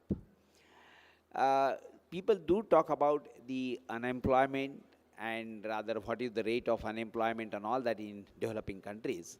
But now they say that we have to better talk about what is jobs gap. Now, if you look at the point which I have taken it from the Economic Times, they say that unemployment is definitely needs to be known, but we have to also focus at a picture wherein the who wanted an employment, but they did not qualify as an unemployed. So that's what we generally call as the people, those who are underemployed. And we need to rather focus more attention on such people. Especially, I'm in the Education Institute where we are offering the engineering courses, and I have seen that there are a lot of problems we are facing as far as the students, those who are going for the higher degrees. Now, what exactly the problem is? The problem is of the underemployment, wherein you'll find that there are a lot of opportunities for higher education in India. But if you can look at the last line which I have written, the ecosystem is not conducive to absorb the highly educated people. And I'm facing a lot of problem even in VNIT, wherein I have seen this, my PhD students doing wonderfully fine as far as their PhD research work is concerned, even publishing the papers and all. But then not finding a right opportunity, not right job wherein they can excel. And finally, you know, the frustration which I can see there, which needs to be properly looked at, and that's what exactly we need to focus our attention on. Now, let me tell you another interesting point, like deployment of research and how actually we look at CAD/CAM Center to solve this underemployment problem. We have actually here I think something is missing. Sorry. So here, this is not being seen properly, I don't know why, but we do say that whether you are going for the research, whether you are completing your higher degree in the MTech, PhD, MS, whatever it is, or whether you say that, yes, you have done some research where you have filed the patent, everything should end with the startup. So ultimately, that is what exactly the future we want the engineers or researchers should do, and we work under the theme engineer your research for the startup. Now engineer word here is used not as a noun but as a verb, that you have to mold your research in such a way that it should be possible for you to start your own company. And when you say that you have done a nice research where you have filed a patent, that means definitely the society should get the benefit of that. So that's what exactly we focus the theme in the CAD/CAM Center. Let me show you here an interesting, announcement which I have seen in Germany. They have written like how much startup is in your PhD project. That means when you actually start your PhD research, whether you will be in a position to start your own industry based on your research. And a wonderful article by Nandan Nilekini in the Economic Times, where he has been asked the question, which has already been written there for your convenience. You think the future for India will be where more small players also compete? Very nicely he has answered. He said that, I am of the firm belief that it is not about the few companies creating millions of jobs. That's what exactly we look at the Tatas and the L&Ts and are providing the jobs. But these small players, that's what he say, millions of organization creating a few jobs that is what I see as the future of India. That's what exactly we do want. So, you know, more the startups, more the companies offering or creating only 2 or 3 jobs, few jobs, I think that will solve the problem. And not only that, it will be a good ecosystem which we need to nurture. So, let me tell you our success. The 3 of my researchers, they have started the company. Sandeep Dahake, Pranav Sapkar and Neha Lande, they are the basic researcher, and I'm happy to tell you that the product that they have actually interested in developing is the outcome of their PhD research. So that's what is an interesting thing. You can visit the website of all the 3 companies, and actually you can visit the YouTube wherein you can see that what exactly they are doing. It is really interesting for me to tell you that this is what the picture we would like to create and at the same time scale. So ultimately, what exactly is the scenario is that the research should be deployed. Now, third one is crossing the discipline boundaries. That's the need of the day. Yeah. Now, when you look at the interdisciplinary approach, my experience is very different. I have started as a mechanical engineer in design. Then I shifted it to the computer-aided design, wherein I had to interact with the computer science people.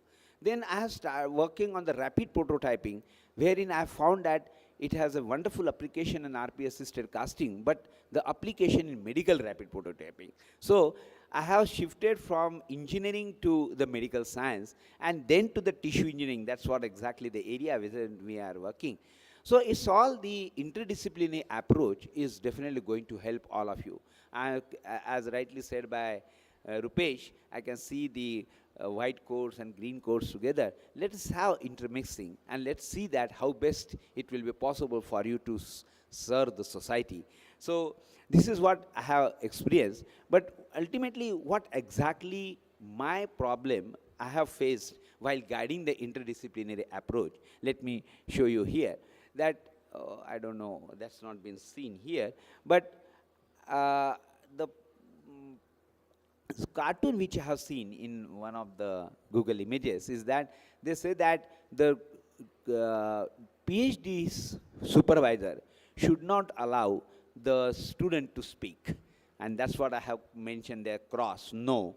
He should be given total freedom. And top of it, if you can see the last line, the administrative, namely the finance, and total academic freedom, if you give to the student, definitely they will come out with some wonderful result. That's what everyone has to look at as far as the guiding the interdisciplinary approaches. And that's what I already told you, my own experience. So all these three people, those who have started the company, is only because the total freedom is given to them as far as their work is concerned.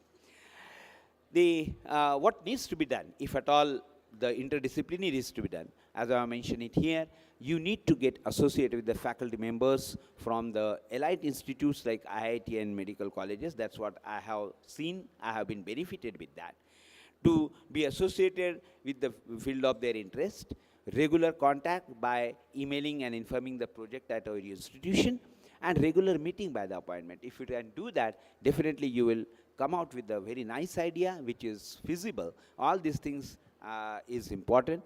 I do have here the photograph of Professor Ravi, me and Dr. Manish Agrawal sitting together and discussing.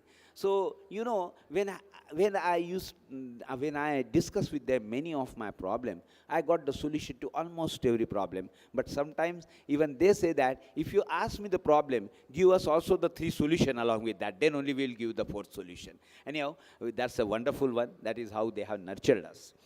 Now, the BETIC VNIT, let me quickly tell you what exactly the BETIC VNIT we have done. So here, this is the first case study of temporomandibular joint implant, which we have published in the Rapid Prototyping Journal, where the implant is developed in-house with the interaction with the doctors. And it was a wonderful interaction wherein the idea of the doctor, we are in a position to transfer it as far as the metallic development of the customized implant in temporomandibular joint is concerned. Second one is about the development of the implant for the mandible. This is also another case study that we have successfully carried out. And third one is about the metatarso. I don't know why it's not working. Third one is about the metatarsosulfurjoint. I think this is not working. Third one is about the metatarsopharyngeal implant. Again, that is with the doctors. So it's doctors and engineers working together, a fantastic ecosystem which actually helps the society to get further benefit.